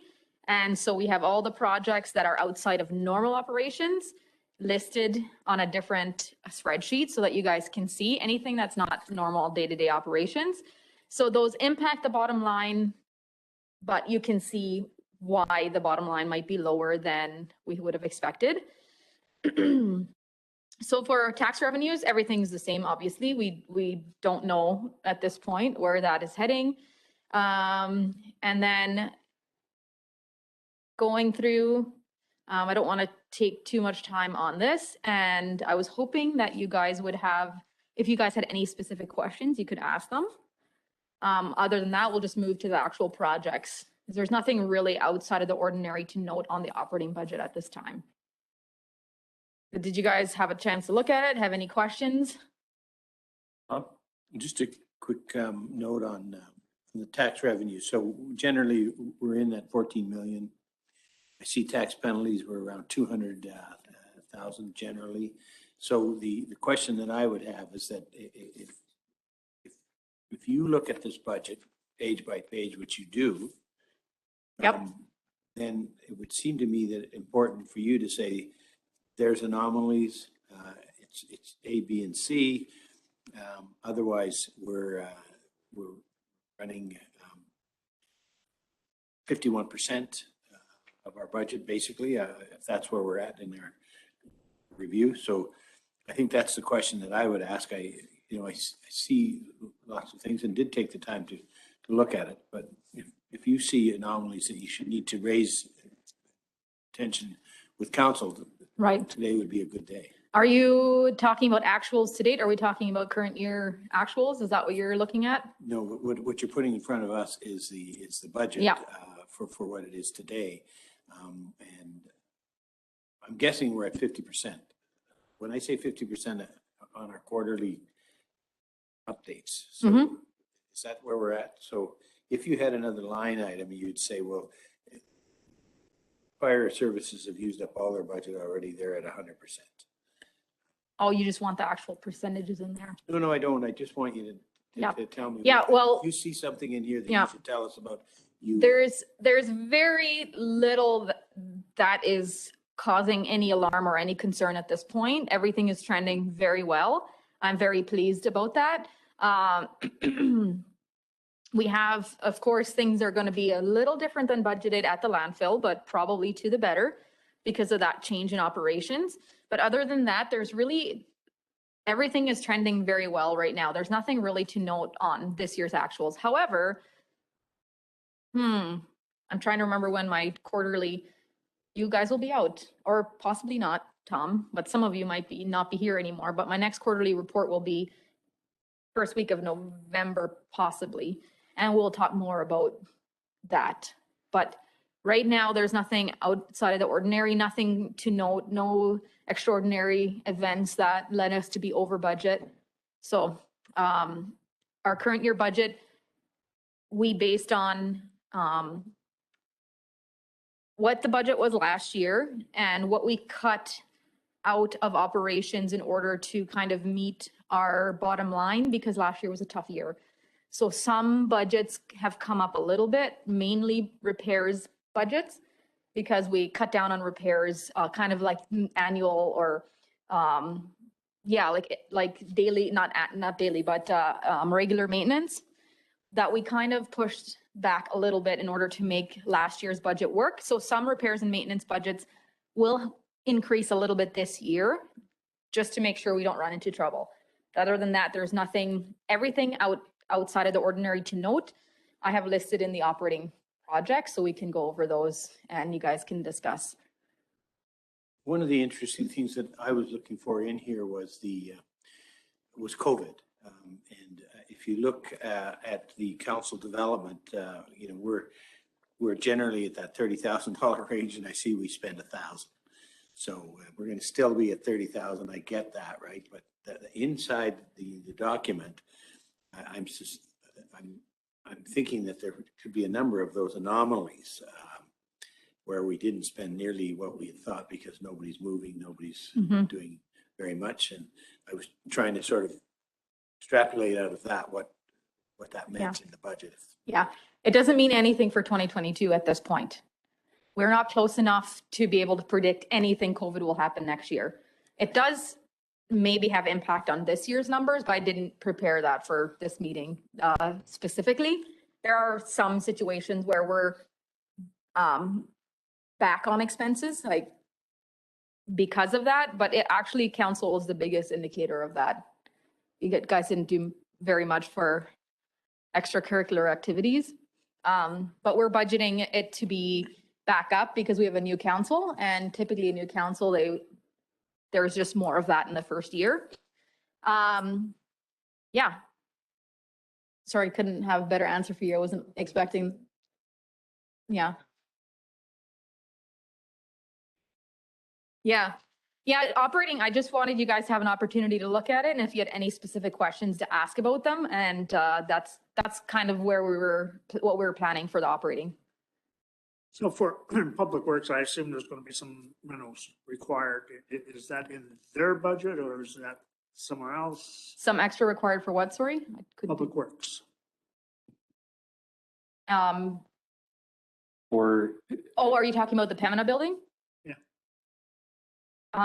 Yeah, it's inside the Public Works budget. Any maintenance, anything like that that's expected for next year. Some of it's in this year, yep. That money is in the capital project. Yeah. Yeah, maybe it's more for the Under what category? Sorry? Under, where is it?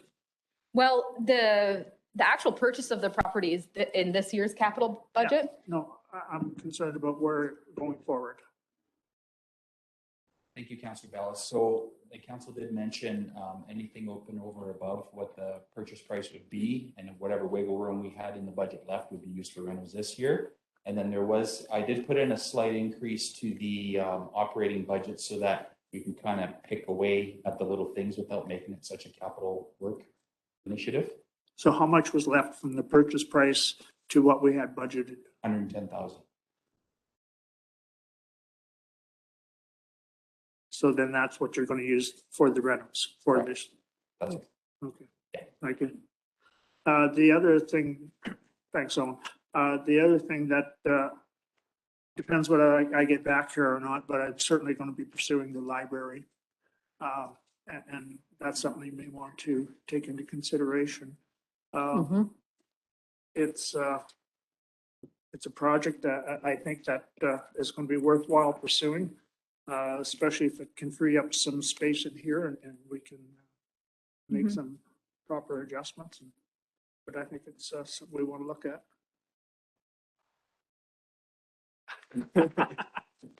We're getting to proposed projects and things coming up, so we do want to know what all of you guys are thinking and what you would like to see, and so we can put it on for discussion and for investigation and such. So although it's not currently on the budget, then It'll doesn't be the mean that we next can't look council. at it. Yeah. Next, okay, thank you. Any other questions on operating? Just the normal operations that you see in front of you? Corey? Thank you. Owen, what was the estimated savings? Because I know we were renting different yards and different, so we're not going to need any of that anymore, hey? So what was the cost savings by us moving to the permanent building instead? Yeah.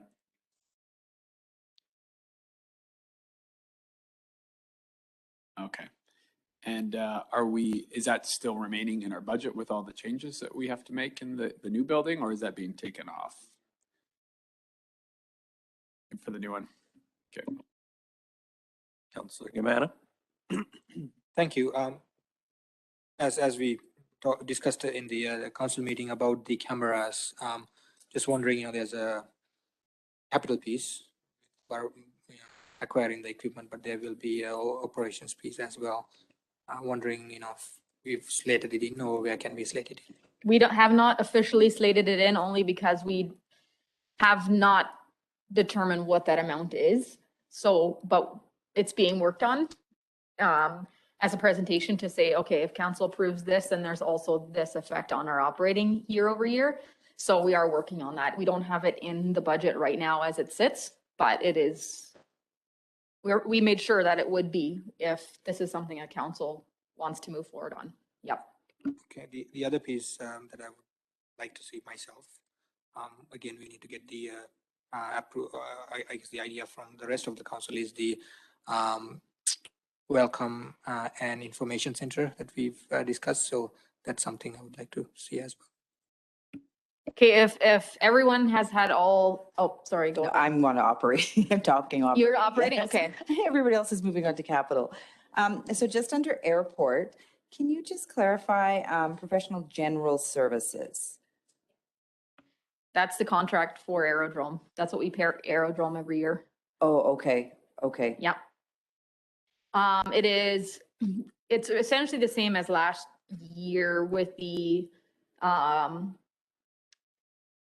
I think they requested 136 last year, but we only put 129 in because they had GST. They weren't eligible for GST at the time. Yeah. We should have put 136 in last year because that is what's going to cost us. Okay. So they're essentially keeping it the same. Now that they're eligible to get their GST back, I told them that they couldn't have that as an expense line. So they just requested that same money in a different line. So Okay. the amount is the same. It's fairly reasonable. I can, if you guys want to see the actual budget for Aerodrome, nothing out of the ordinary. It's, I don't personally have any concerns over this amount. It looks like a big amount. It because of does. the When I look at it, yeah, and compare it, yeah. But for what they do, and they do snow removal and lawn care, and they even got a grant for some capital upgrades. And right? Yeah. Oh, okay. I thought they had Okay. received it. So they're putting, doing that part of it, which is awesome. They're pursuing grants and stuff to do capital upgrades or operating upgrades there to make it better. So they actually did not request any capital projects from us this year. Okay, so we're comfortable with where this is going and we feel confident that we're in a better position now than we were before. Is that kind of what you're saying now with the snow removal, with all the costs and everything else that go along with it? Right, yeah, I wasn't here before this, but from what I've heard and what I gathered, that we were just kind of doing the bare minimum to keep it going. And there's also costs that weren't properly reflected there because Public Works would go out and do a lot of that stuff. And so it looks like it's costing us more, but I don't think it's costing us that much more based on other departments spending time working there and making sure that it was running. So do we see potential, an increase in revenue coming from there? Like, I know there was discussion of it when they came with the plan or something, like how solid is that plan? Where is it at? And kind of what is slated for the future that we can start to see? And what would come to the town versus like the organization? Yeah, I was hoping to set up a meeting with Ken, because Ken, I don't think, have you met Jerry? Nope. and to talk that kind of stuff about that kind of stuff to see like, is there anything that's changed? Like, do you have any specific events that you're looking at? But right now I don't have information on whether they have any potential new events. My guess is that it's been tricky through COVID and knowing, planning for something and not knowing if you're going to be able to do it. But that would be the goal, is to see some events and some more revenue coming in for there. It's not really my baby, like the airport itself isn't really in my department, but from my meetings that I've had with Jerry and planning, it seems like they're very passionate about it and they are looking at doing events. It just hasn't really panned out during COVID, unfortunately. Yeah.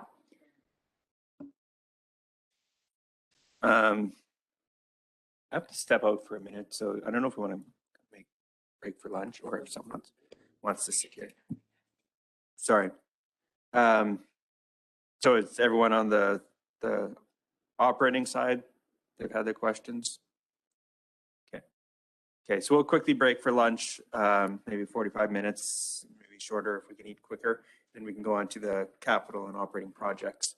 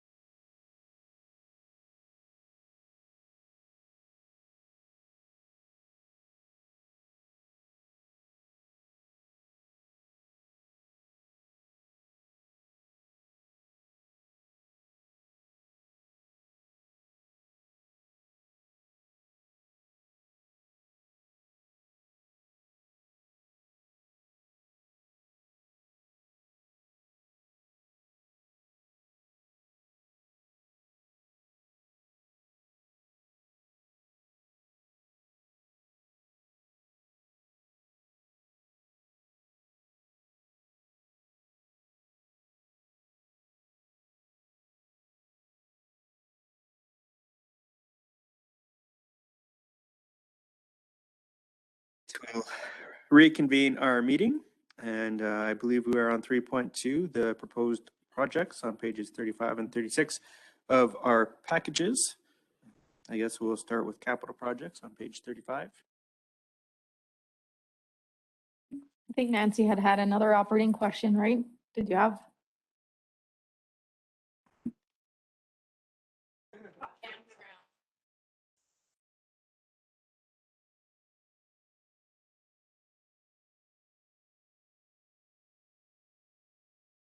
We did get clarity.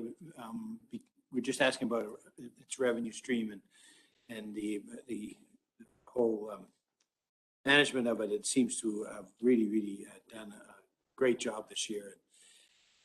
We staying open over winter. There's a number of trailers in there now, and it looks quite wonderful. So I think it's a very positive thing in my mind. But I'm guessing the revenue is up. So on part of that, I was thinking for our next discussion with new council would be to have, for instance, if you try to read through the CETC, you can't really tell whether it's generating revenue or not, and what. So if you had, in my view, something that said, it costs us this much to operate the Omniplex. Like, so you know what I mean? So we're not making money on the Omniplex. It costs us this much to run. Curling rink, it costs us this much. CETC, it costs us this much. The swimming pool, these are not revenue generators. And what that does is it sort of fills in the picture for people, because if they're trying to understand why we're wrestling with the county for funding, it's because it costs a lot of money to run this facility. Free. So it would be good to have. And well, I mean, almost do that in a page, right? Because if you look at the budget and the actuals, they always would have a bottom line. You should be able to tell. The problem sometimes is like a curling rink will have its operations, MCC and everything. But in the budgets I sent you, I grouped all the different Omniplex facilities. So you should be able to see the bottom line on there. But are you saying having some sort of communication, just which ones are revenue generating or sustain themselves or which ones don't?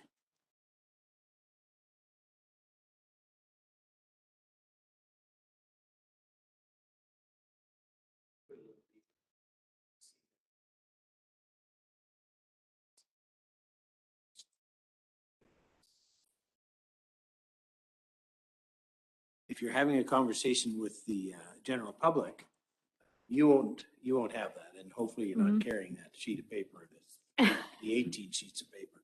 You're really having a conversation about, just in plain language, it costs us this much to run the pool. Yep. And the fitness center is a revenue generator, or it's very slight to that, or those just the obvious questions that you have. I think you should have all that in front of you if people are asking. Like if I can walk you through, we have the net revenue or net surplus of all the different facilities are all in the package I gave you. Right. Like if you're asking to combine two, Omni and MCC, I don't have anything in there that combines only those two, but you should be able to see fitness, curling rink, MCC, and at the bottom, all Omni facilities together on that document I sent you. But if I'm writing the elevator, I don't have time to do all that. Right. So you don't want the details, you just want the bottom line. I think for the next council, not now, but I mean, Right. as we go Okay. into our next discussions, I think that'll be helpful, especially for people that are, I mean, we've been through enough sessions where you get it, right? But for new people that have no clue that, oh gee, who knew, right? Mm-hmm. Okay, Farrell and then Emil. I just want to say the rec committee has also worked on preparing part of that as their package to whoever is on the rec committee, or that information is there available of how much we subsidize each facility by and percentage wise, because we pay for all the facilities and most of them are all at a loss, but there's a different amount based on what their fees actually are. Some of them we subsidize around 40, some of them is closer to 70 or 80% we're actually subsidizing their fees. So it's all there for the next group. CETC? I don't think we did. No, it was just the recreational facilities. Thank you. Yeah, thinking along that line, finding out true cost of these facilities in recreation or CTC or other, before I've went through budget processes where, they are separated, like the services that we provide, like IT or maintenance and stuff, and combined on a separate department. So on this one, are we separating them to each one to, show the true cost, or they are combined? Well, to be clear, this budget meeting was not supposed to go into that level of detail because this council, as it sits right now, is not making the decision. So this was supposed to be just a high level overview of it. But going into, we will have department presentations. Departments will present on their own budgets. They will talk about upcoming things and stuff, so that it'll be separate in that nature. So you'll have department budgets in front of you and then one overall. And for my purposes, I always have breakdowns in all types of different ways that helps me interpret data. And I can do by department, I can do by like public health and welfare. That's kind of outside of how we usually would group it and things like that. And I usually do print some like that for council as well. But just, that's not in front of you right now because that is in greater detail than what we were hoping to go into today.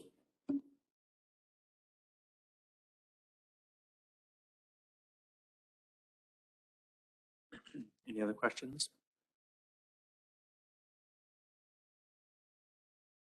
Do I what, sorry?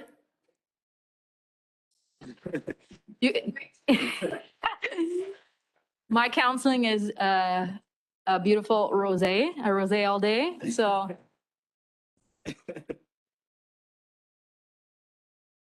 All right, so back on track, capital projects.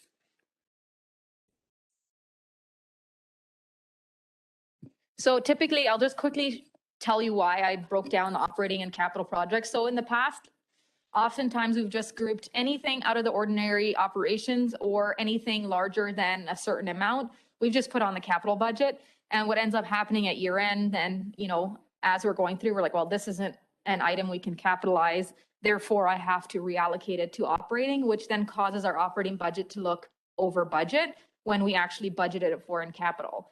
The bottom line is the same, it doesn't matter, but someone like Owen, for example, if he has like, he does $500,000 of maintenance on sidewalks and he thinks it's a capital project and he's like set perfectly on budget. And at year end, all of a sudden I reallocate $500,000 over, all of a sudden he looks, it can be frustrating in that way. And it can be frustrating going back and looking at these types of financials. So, I've been thinking all year on how to do it, and Rob has been to various other municipalities that are doing it this way, which is awesome. So what we're going to do is we're going to present you operating projects, which are outside of normal operations, however, are operating in nature, and capital projects.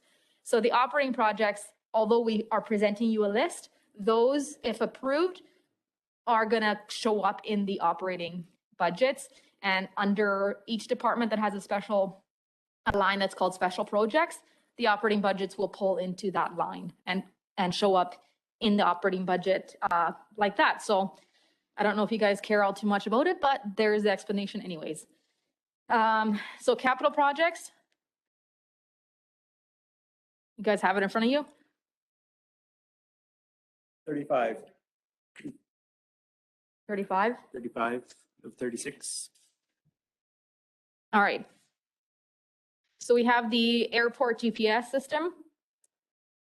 That one was on the budget, I think, in 2021, and we pushed it to 2022.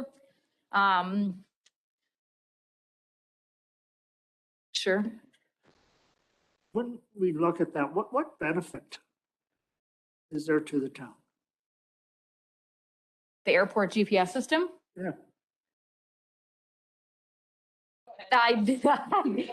Go ahead.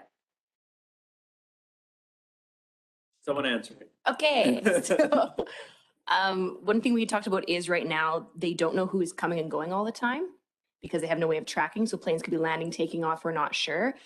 which helps for planning of the future. If they would be able to put in like a fuel station different than what they have, or have a mechanic come or anything else like that, they require that data. Also, a lot of other landing strips actually charge a very small, but like a $5 or $10 fee for every time you land, so that they can be gaining revenue, because it's not really a cost for each plane, but there is wear and tear on the runway and stuff like that that causes it. So that's what they were looking at, recouping through those costs and having that data. And potentially, if there's an option to expand our airport based on who's flying there, we might find that there's a whole lot of planes that are really close to maximum capacity for that runway. And if we extended it another 20 feet, we could get into a whole other market, but we don't really know who's coming. I appreciate your comments and thank you. I guess my question is, we've leased it out. So why are we still being responsible? Why are we putting in the investment in if we're not getting nothing out of it other than what our lease is? We still own the airport, and if Aerodrome were to bring events there that were revenue generating, it would come to the town. If events are being held and stuff there, like for the most part, the revenue should be coming to the town. It's if you expand the airport and make it generate even more revenue, then we would make more revenue. It wouldn't go to Aerodrome. The revenue. I don't know what the lease reads, Yeah, whether the revenue would come to the town or if it would go to them. no, it would come to the town. But they would do the work and the revenue would come to us. Well, I mean, we would have to decide, I guess, depending on the type of event. I would imagine that they would have costs that we would have to cover up front for it, or I'm not sure. I don't know exactly how it would work, but I wouldn't imagine that they would expect to make revenue on our airport. But they're leasing it. So that's the thing I don't understand. They're terms managing of it. They're managing it. They're managing it Yeah. or they're leasing it? They're managing it. So we pay them to manage? Yes. So that's different than leasing. Okay. Yeah. Thank you. Sorry. No, along these lines, I know, I think the next council, we are just going through a list now, right? So the next council, I think I would like to, they probably would like to see that, the Aerodrome Association coming here and having a conversation about their plans and trying to figure out the questions that Bill has, how to generate revenue and what is their future plans and all that. So I understand that we are just going through a list now. So that's not for discussion now. Yeah, that's Yeah. totally fair. I think we can do that. Yeah, let's fire through the list.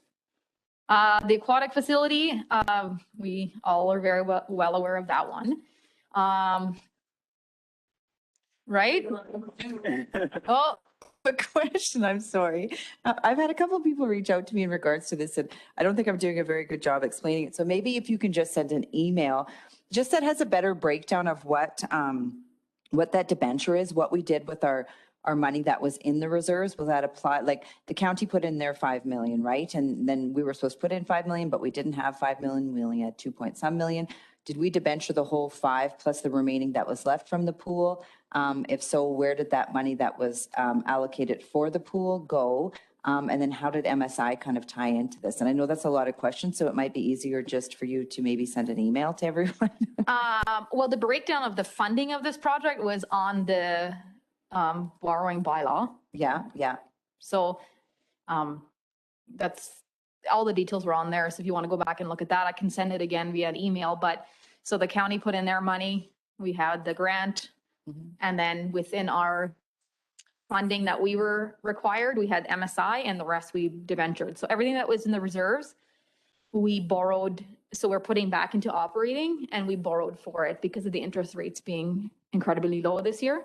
So we didn't use any of that money. We put it back into operating. Well, we did. We're just using it. Yeah, we did use it.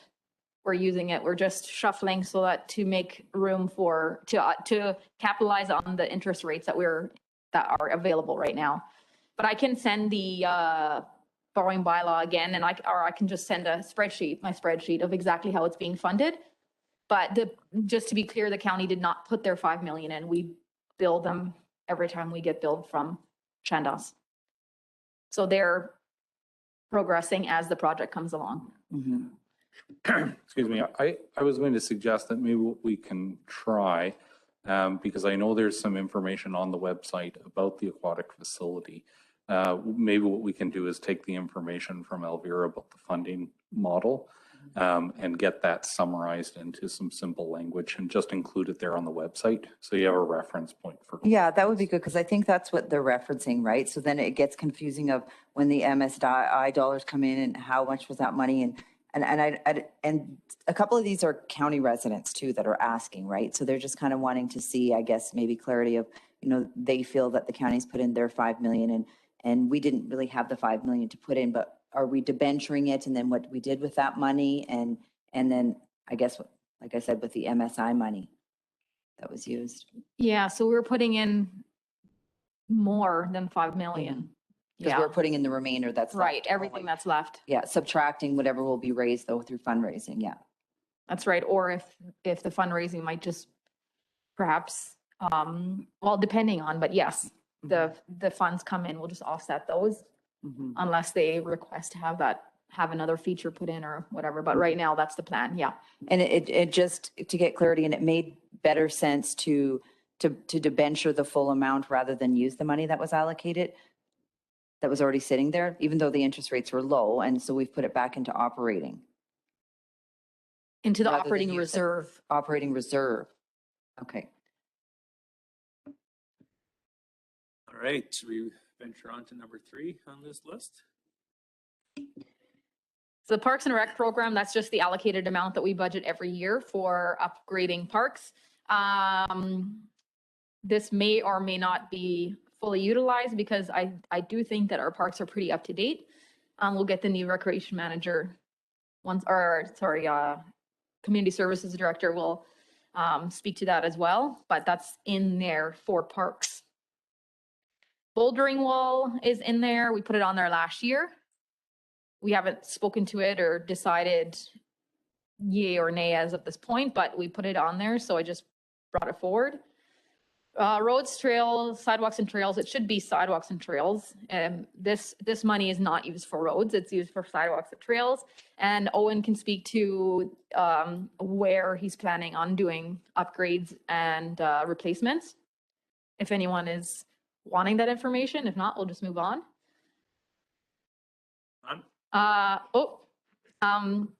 The HW pickup sports fields. So we're still talking about the value of the Aurora School or El Dorado School and compared to the value of the lands. And so I'm imagining that transaction will happen in 2022 so that they have room for their sports fields in the back there. 50th Ave improvements, that is between 50th Street and 43rd. All the way to Beckett Road, so all the way to the 4-way stop. And there was several different, I guess, levels of the project that we could do, like Owen can speak to that, but this is the more budget-friendly alternative for right now. So we were gonna present both options to council for a decision. But of course, we're not making a decision today necessarily, but would you guys like to hear more about this project?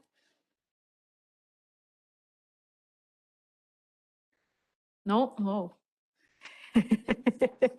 Yeah, for sure.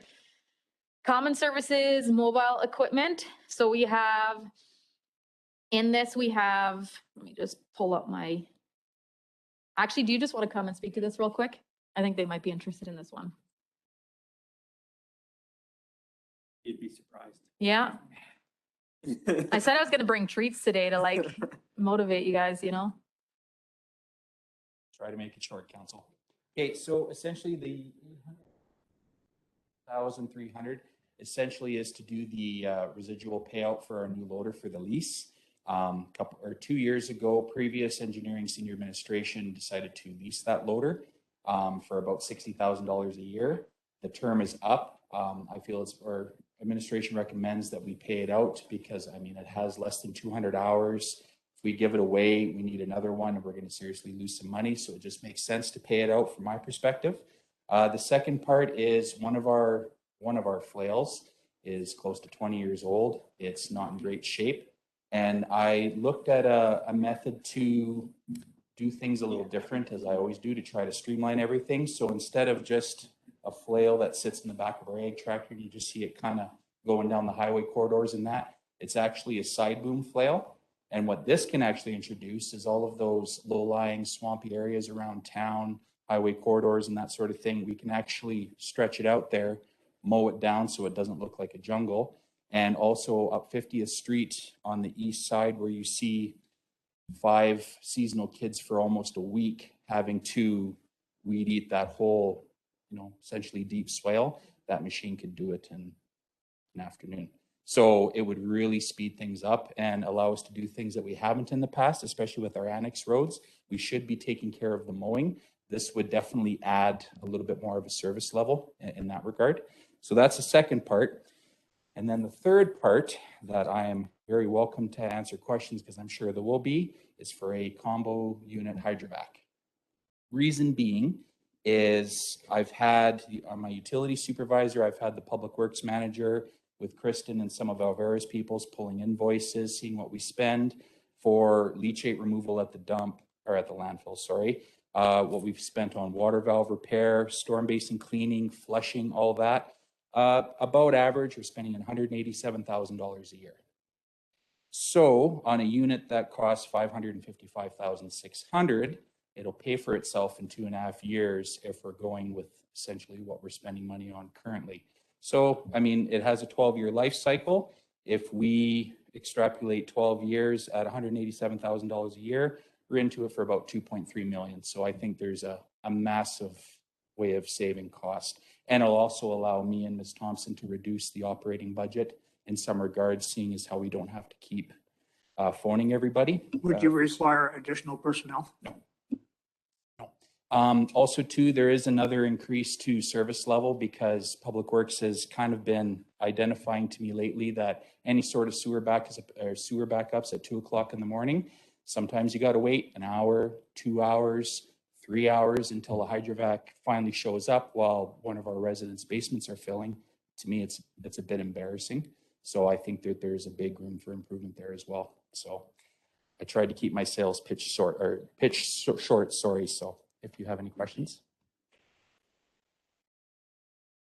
Sounds good. Thanks, Owen. And we put the water slide in for the new aquatic facility because it seemed that council is very interested in having that in before it opens. So we have that on there. Splash Park controller, it needs a new controller altogether. I think that they wanted to do it last year and it never got done. So that's that. And then CTC conference room audiovisual equipment. So in order to really market the conference room there to businesses and such, they need new audiovisual equipment.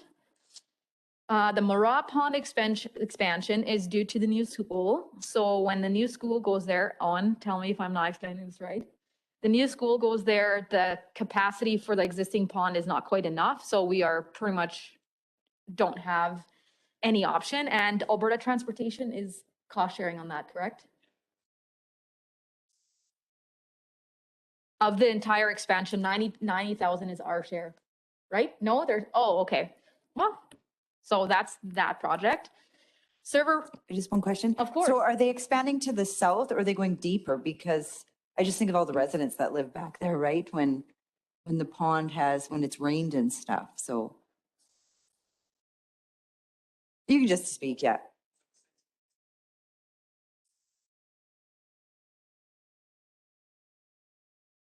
Oh.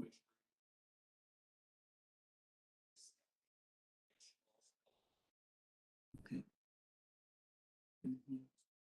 It's horrible. It's horrible. Yeah. And then the pond that is adjacent to the south of it, was that just for future development? Okay. Okay. Okay. Server replacement. So right now our servers are no longer under warranty and they could If something were to go wrong, we could be in serious trouble. So we are budgeting for server replacements 2 at a time for the next 3 years, 2 servers at a time. Yes, we have 6 servers. Command truck is for protective services. We've put this off for a few years. This is on there for this year. A self-contained breathing apparatus upgrade is also in for fire. Those 2 are fairly small projects. And then PRVs, which are not actually on there. Somehow missed it.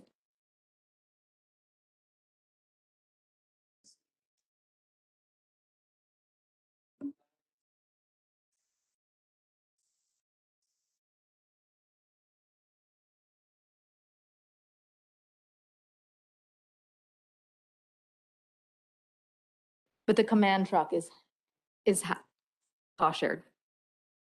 That's the whole portion. So, oh, yeah. Yeah.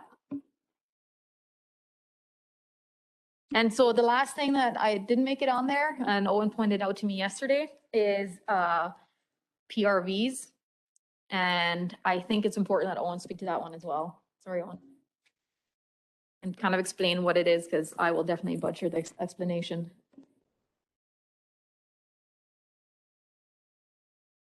Again, I'll try to be brief.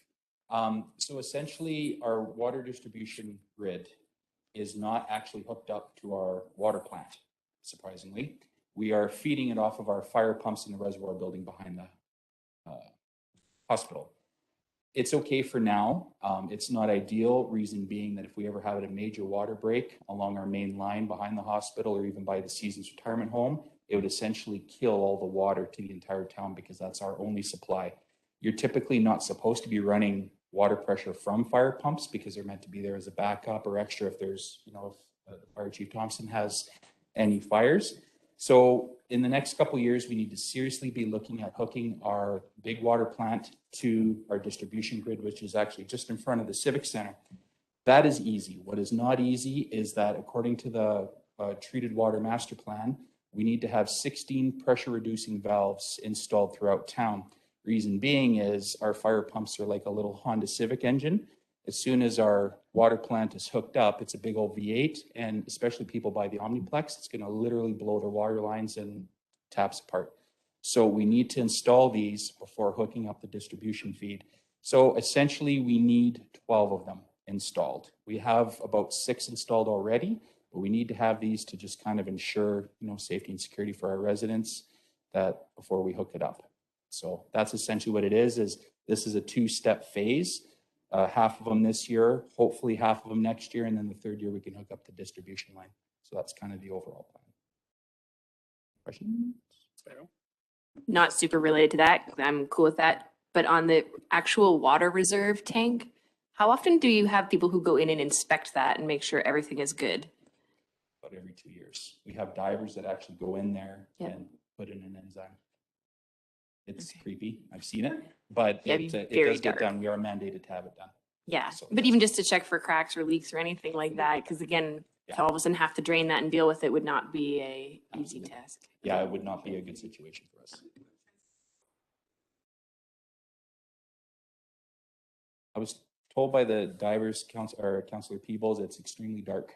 Yes. So it's almost by feel. A light first and then a GoPro after. Yeah.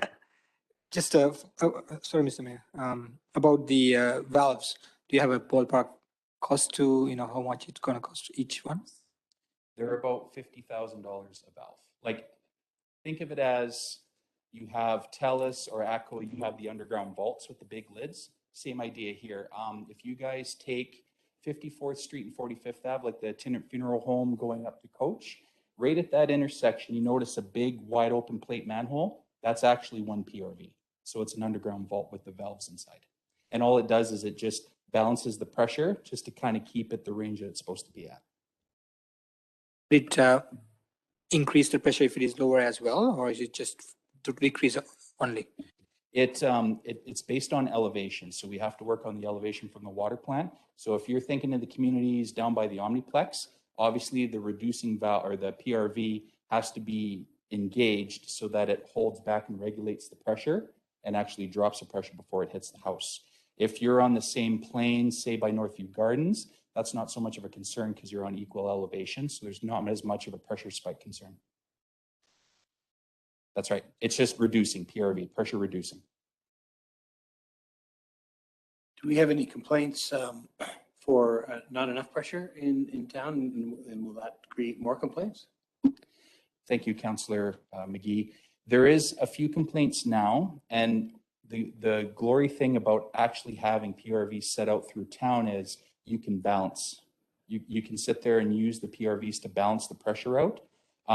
With us having a lack of PRVs, we are having some areas that pressure is not the greatest, some areas the pressure is maybe a little bit too much, not to cause concern, but once all these PRVs in place, we can actually have a balanced system throughout the town. Neato. So sad we're not running it.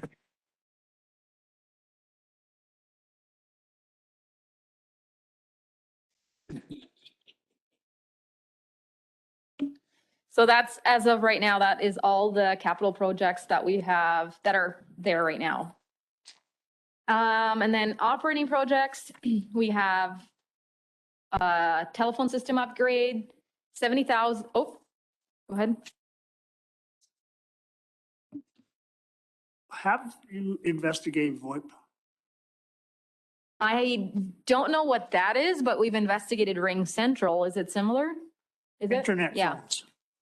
Yeah, Nathan can speak to some of this stuff, but yeah, why don't you come to the podium? So 70,000 would be if we pretty much, I believe the 70,000 would be if we replaced the current system, but we have talked about that we need to merge into a different system with the day and age we live in. For example, I have a company cell phone, but I just forward all my calls to my cell because I don't want to have more than one cell. Ring Central, for example, if we had a Ring Central system, I could have a work number and just have an app on my phone and it would come up as a different app that was calling. So I could have a separate number so that my personal number wasn't on my, advertised everywhere, but I could still just use my phone. And I think we could utilize that. I think a lot of people would want to utilize it. However, we do have people that wouldn't want that. So that's kind of where we're at with trying to balance the two. But Nathan can speak a little bit more to all this. Thank you, Ms. Mayor, councilors. Yeah, regarding this cost in here, this is essentially I don't want to say a worst case scenario cost, but that is a one-to-one replacement cost of our existing phone system, which is a Cisco in-house PBX system. So that is essentially the most expensive potential solution.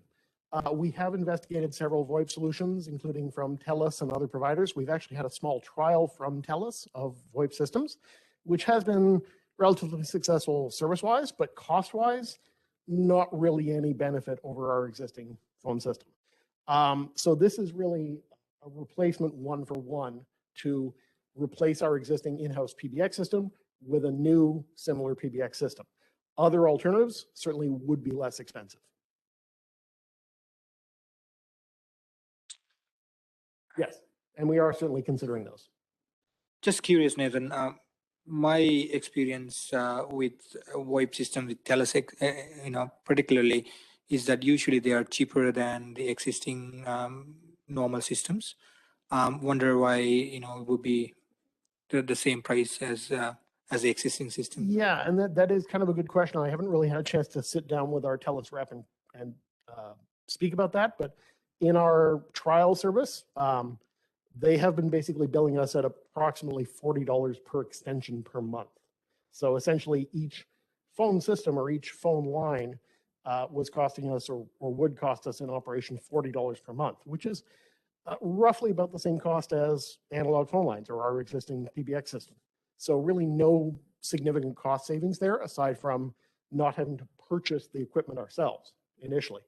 So certainly there would be some savings initially in not purchasing and owning a potentially liable piece of equipment on our own premises.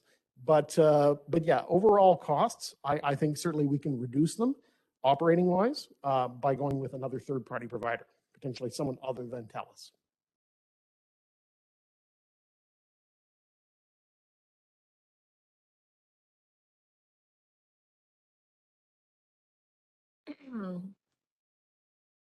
And we have the Aspen View Pond desiltation project. That's going to cost around 130,000. This is one that just costs, the project increases in cost every year that we put it off. Repainting traffic lights, that one at 60,000, I believe, per year for 3 years. MDP for 120,000.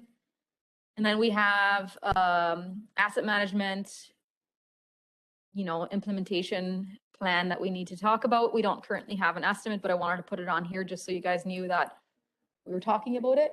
Yeah. Yeah, so I just wanted to clarify for council where we're at with the asset management project. So there's kind of two phases that are left to be done. So there's an internal implementation of the system that we have, which we can administer ourselves. We have the people with the knowledge in place. It's just a matter of sharing that knowledge across the organization and starting to use it. The other component is breaking down or collecting the rest of the data to fully inform the asset management system so we can use it the way it's intended. So what I've asked the organization, the people that are involved in this project, is that when we come with the next draft of the budget, that they define for us an operating project that takes us from where we are now to finished. They provide a timeline and all the components that take us there. So the internal piece, that can proceed starting really soon. But the rest of the data collection will require some additional resources. But what I've asked the organization is a plan that we can come back to council and clearly say, okay, here's where we are, this is where we're going, and this is how long and how much it will take to get there. So that it's not a project that kind of shifts off the front burner and kind of doesn't progress the way we'd want. So we're trying to put some pretty firm timelines on it so we can carry it forward.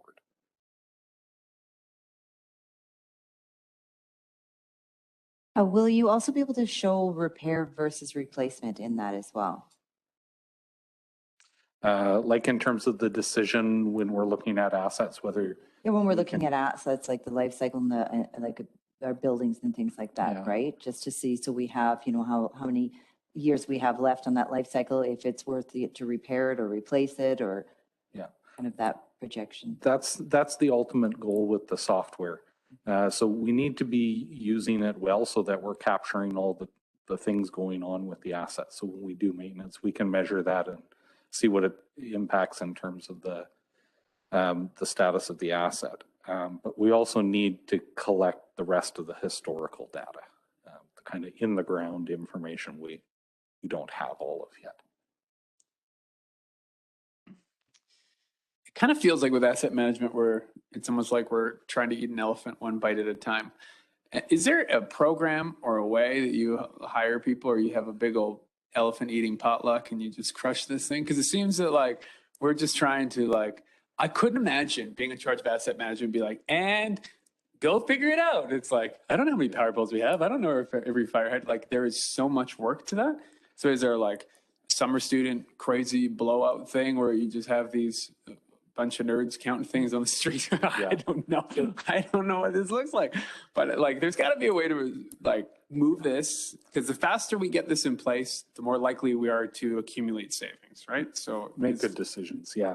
So the biggest piece left to eat is that collection of the in-ground asset details.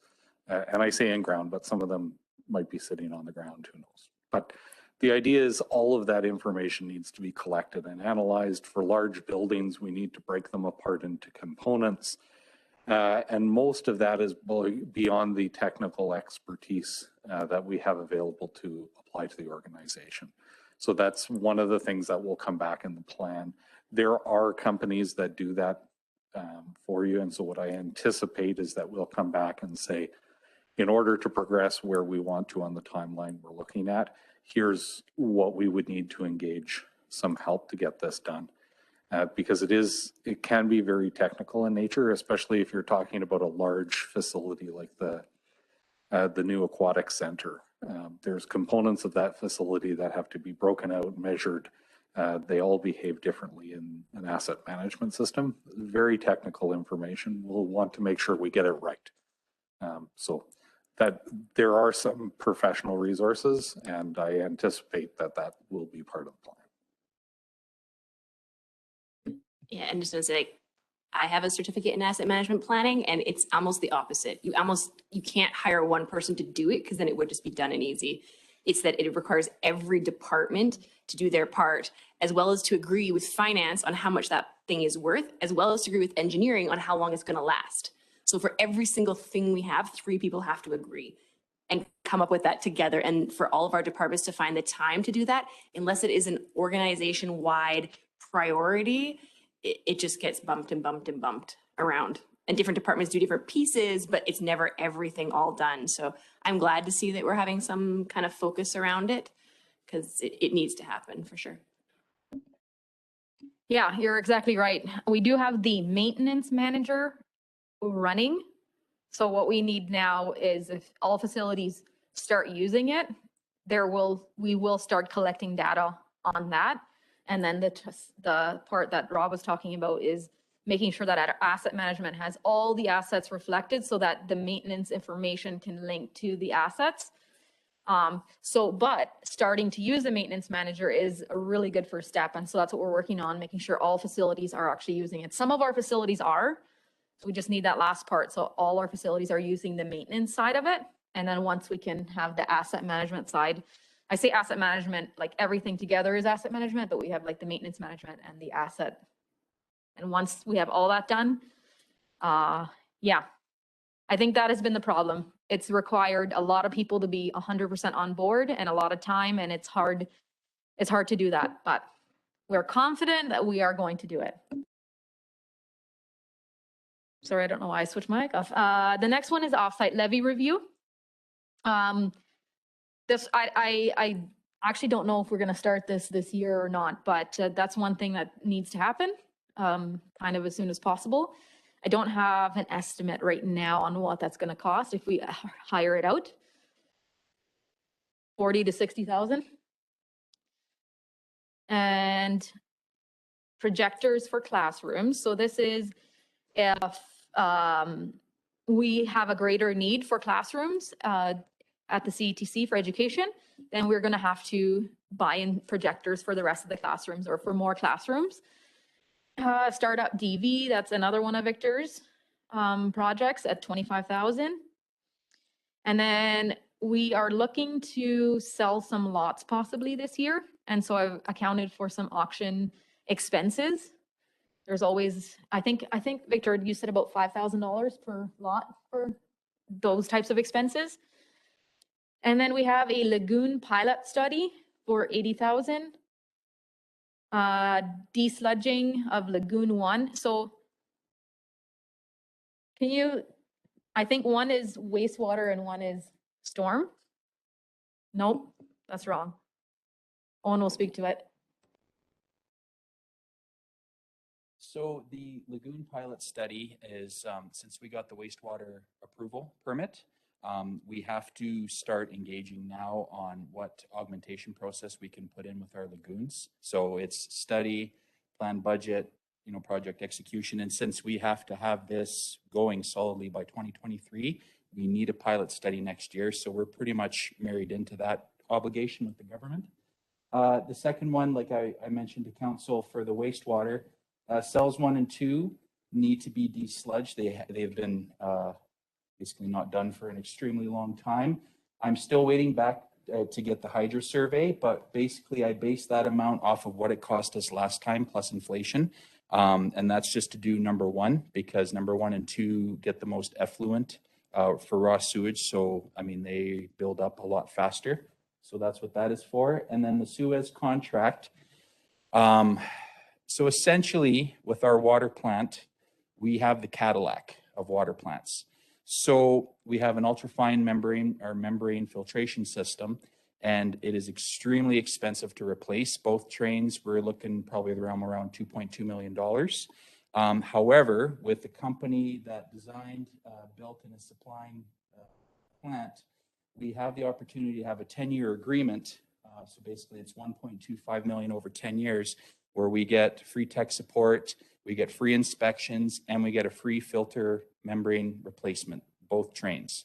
And we do know that within 10 years, we are most definitely going to have to replace them. And this is just kind of getting our ducks in a row for the water plant, because when it was commissioned, it was told to administration at the time, better start saving up for O&M because it's coming and the time is on us really quickly. So it'll say, I know it's a bit of a operational pill to swallow, but it will save us half in 10 years for what it would cost us to replace those filters. So any questions? Well, thank you, Councillor Peebles. Essentially, when we buy the Cadillac, the alternator is not $80, it's $800. And that's basically what this town is going to be facing with this water plant. So.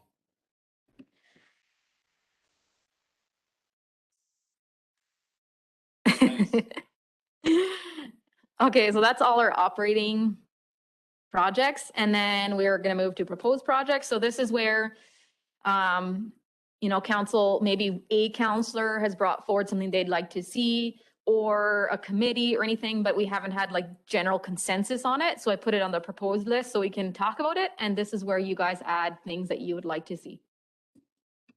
Two questions. The old pool, when is that going to be decommissioned? 2023, we're expecting. 2023? Yeah. So we don't have to worry about budgeting anything for 2022? We have not for the decommissioning of it, no. There's no plans. We do have in the capital budget for 2023. We put it in there last year already. We're not expecting to do that this fall or this coming up winter, no. So the current plan is that the new aquatic center will open sometime in the fall.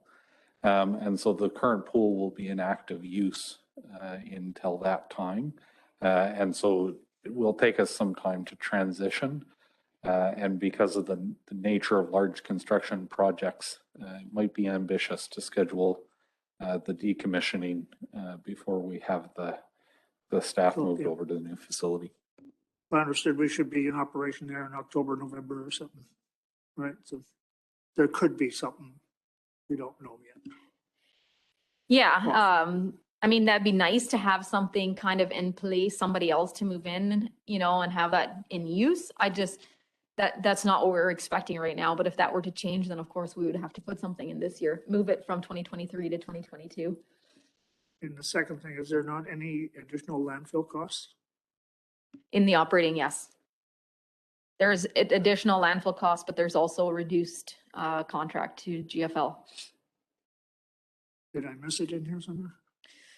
It's just in the operating. It's in the operating budget.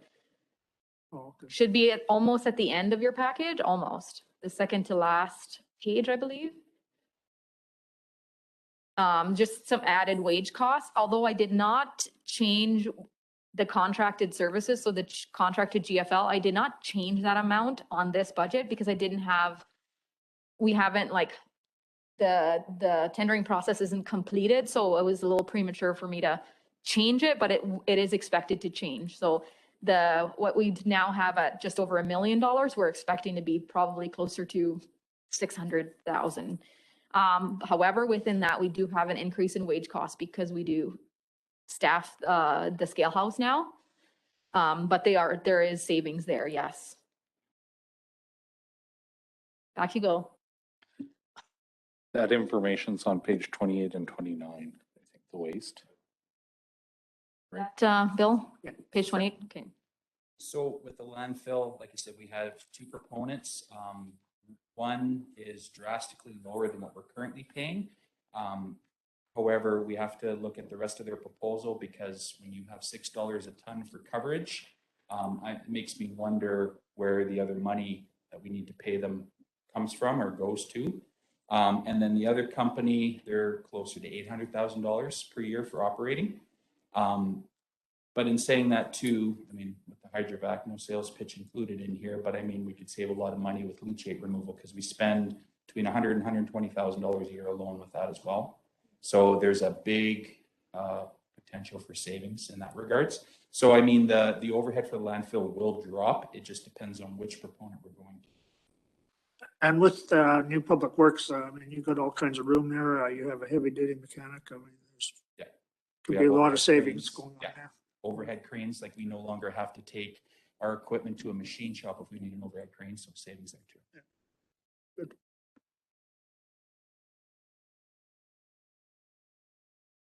All right, let's talk about what we have on there. So we have the security camera system at approximately 100,000. And I know that the committee brought it forward and it is for it. In order for it to go on to our capital project, we just need a little further discussion to see if council in general would like to see this pursued. I don't know if you want to have discussion on that right now. Nathan's here and can speak a little further to the research he's done. You want to? So I think we'll have questions, so you can just take the podium. I know. I don't know how much we want to get into debate about any of these. Honestly, like I think general consensus is that it seems okay to bring forward as information for the next council and they can really debate it because we'd spend an hour if we debate all of these at least. Honestly, like to go into the detail. Yeah, of making a decision. Like this isn't a one thing project, especially with something like that. So I wouldn't. And maybe I can add, the purpose of getting these on here is we knew there were a number of projects coming out of the committees in particular, where the committees have representation from council, but it's not all of council. So, you know, we recognize that we don't want to debate these, but if there's anything on this list that's, you know, fast loser and there's no appetite from council to see it pursued, then we won't do it. But really the focus was to make sure, kind of like the acting troupe when they take ideas from the audience. The names escaping. Suggestions. But basically, you know, a yes and session to make sure that we've got everything on this list that council would like to see us put some work into, so that we can have some details when we sit down after the election to talk about the budget. So these are the ones that had come up in discussions previously. I do want to make sure we've got anything else that's out there so we can get some legwork on it before we sit down in deliberations. But yeah, no, if there's any questions, I'm happy to answer them. But yeah, council may not have any interest in debating them. That's fair.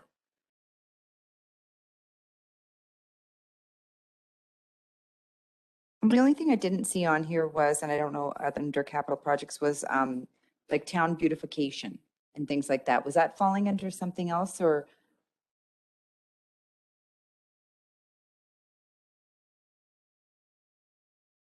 Okay. Yeah. Okay. Mhm.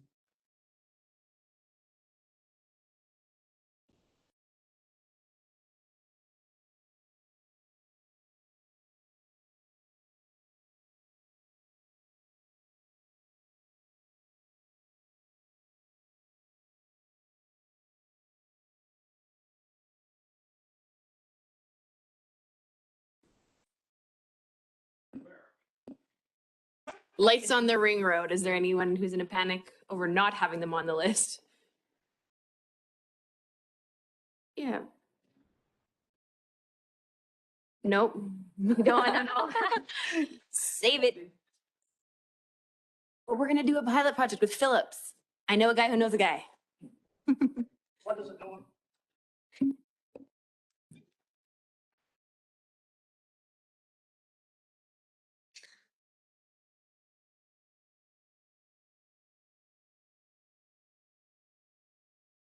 So talking to Mr. Yu from Fortis, 16 power poles starting from Helena Drive, which is our boundary, going all the way west on the north side of the road between the trail and the road, will cost $241,500. And that's just the poles, 43-foot poles with an 8-foot arm with LED lighting with 2 strung single-phase transformers and 1 underground conductor. That is not putting the poles in. With the amount of fiber optics in the ground, each pole is going to have to be hydrovac'd in, because I can guarantee you we won't get approvals to just straight in shove them in. So you're looking at about $5,000 a pole to put them in. See, I like the way you're thinking.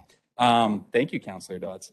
And then also with any sort of remedial work for landscaping, fixing the path if there's damage, so on and so forth. So I'm going to probably guess we're going to be into it for about $350,000 if we did want to pursue it.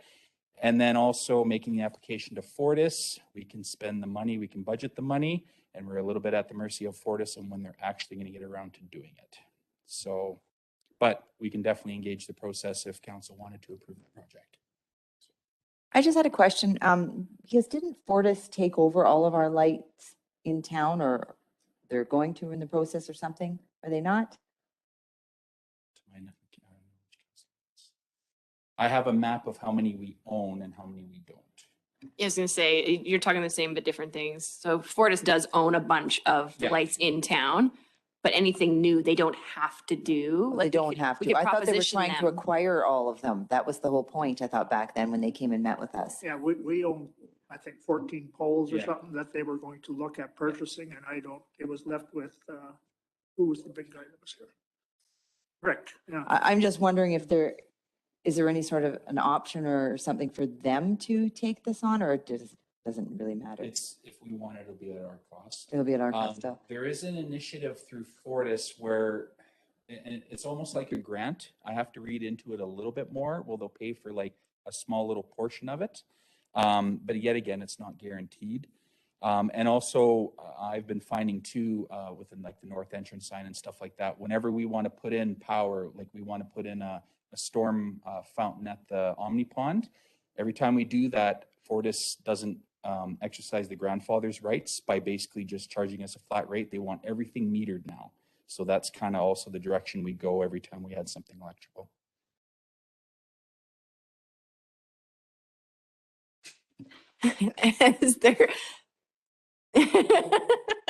Has there been any discussion with them about different options in terms of whether we're lighting like normal and lighting the road, or whether we're really more looking at the actual bike path and lighting and what options those would be? Because with the ring road? Yeah. No, there hasn't. This quote in the conversation that I got from previous predecessors was for streetlights overhanging the road, not the path itself. Okay. So that would be something entirely new. Yeah, for me, the focus would more be on the path than actually on the road. Okay. And I think maybe that's where the misunderstanding stood, because I have quotes like for streetlights. So Okay. I could go back to Mr. Yu and see what it would take to do. Yeah, and that's where we were trying to think of something out of the box and different, and something that doesn't light up the sky so you want to see the stars, but you still feel safe walking there at night or whatever. Yeah, and a design that's not necessarily just Hybrid. hybrid. Because even I'll talk to Mr. Yu and see what I can find out. even when you leave the Aspen View Pond, Michael always asks me why I leave my Christmas lights on all year round, because my house backs onto the ring road. And the lights stop at the pond and they don't go. So even, I mean, I live in town, and when I go to walk, there's no lights there, right? So, and I know that a lot of people that live in Aspen View say they don't feel safe, or they don't like walking that, even though it is all town, behind the houses at night, because there's no lights, right? We also have to be mindful too that the county boundary is also right there as well. That's why the county takes care of that path, because it's actually theirs. Yeah, because it. Well, if I know, because if you, annexation went, it's, yeah, I know, and if you Some- look some are- actually where this town boundary is, I think, really, in all essence, where my fence is in my backyard, that's the town boundary, right? Yeah. So I should get a discount on taxes then.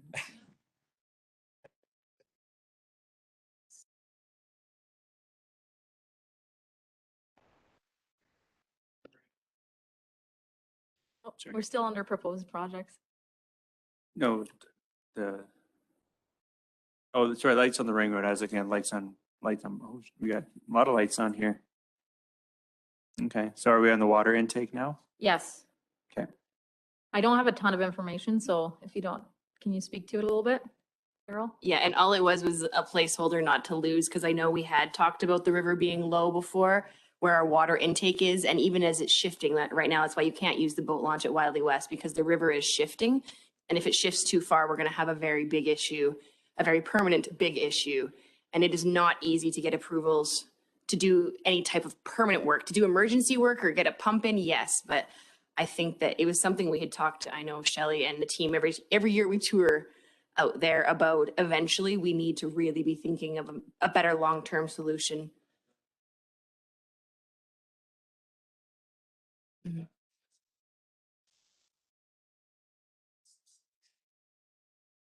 Yeah.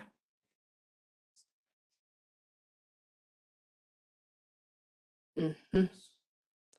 I just don't want it to be an emergency, that's all. And I don't need a necessarily a budget line item, but just that it's in someone's notes somewhere. Okay. Awesome. So those are the proposed capital. Is there anything else that anyone would like to see added to our capital projects that isn't already there? Come on, you can't fall asleep on me now. I could use another splash park. Another splash park? No, just an expansion, not another one. Yeah. I know Annette's been talking about what to do with the current one, because the splash park will probably stay there and then the pool staff is kind of separated from it. So I know she's talking about planning around that, but an expansion would be nice, right? All right. Are we almost done? Yep. Okay. Wow. And then the operating projects, proposed operating projects right now is possibly a second peace officer. That's been talked about in the committee.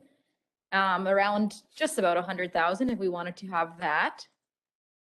And then also rebranding the CTC. We know, there's been talks about it, possibly rebranding it. Just wanted to put it on here. We don't know exactly what that's going to cost, but I wanted to put it on here so it didn't get lost. Cool.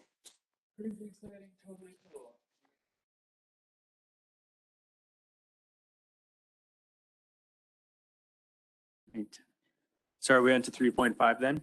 Yep, that's it for the Strategic document objectives. What's that mean?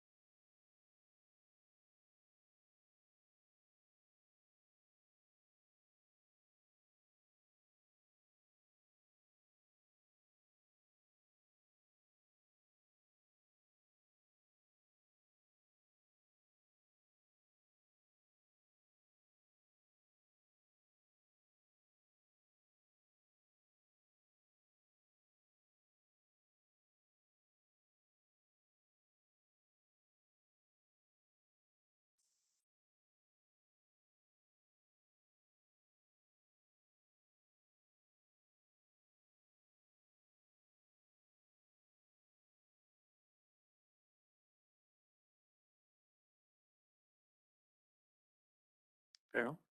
Sounds good. I don't know if you guys have any dates set for some of those or tentative dates, but that would be helpful for some of the candidates, because I know they have been asking me anyway in general, like what do you kind of do for orientation? Like how long does it take? Is more just so they can plan around it kind of. So, yeah.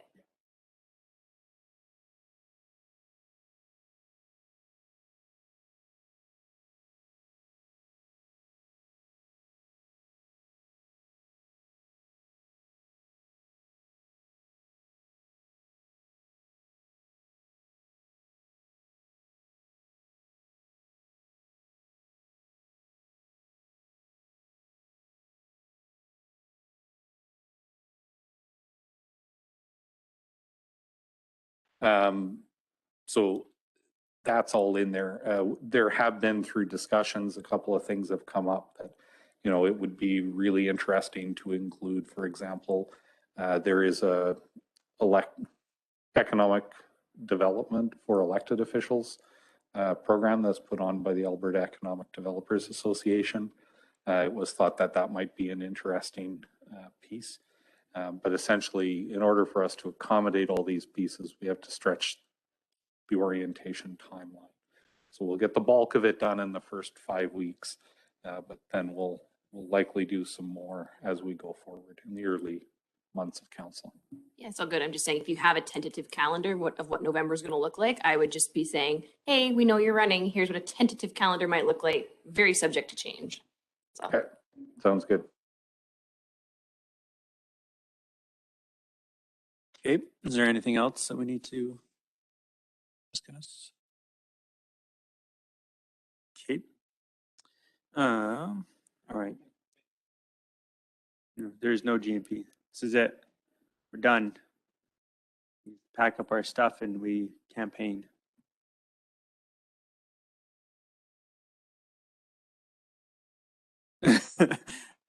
We can just have a conversation after. Okay, well, we'll adjourn this meeting and then we can just chit chat.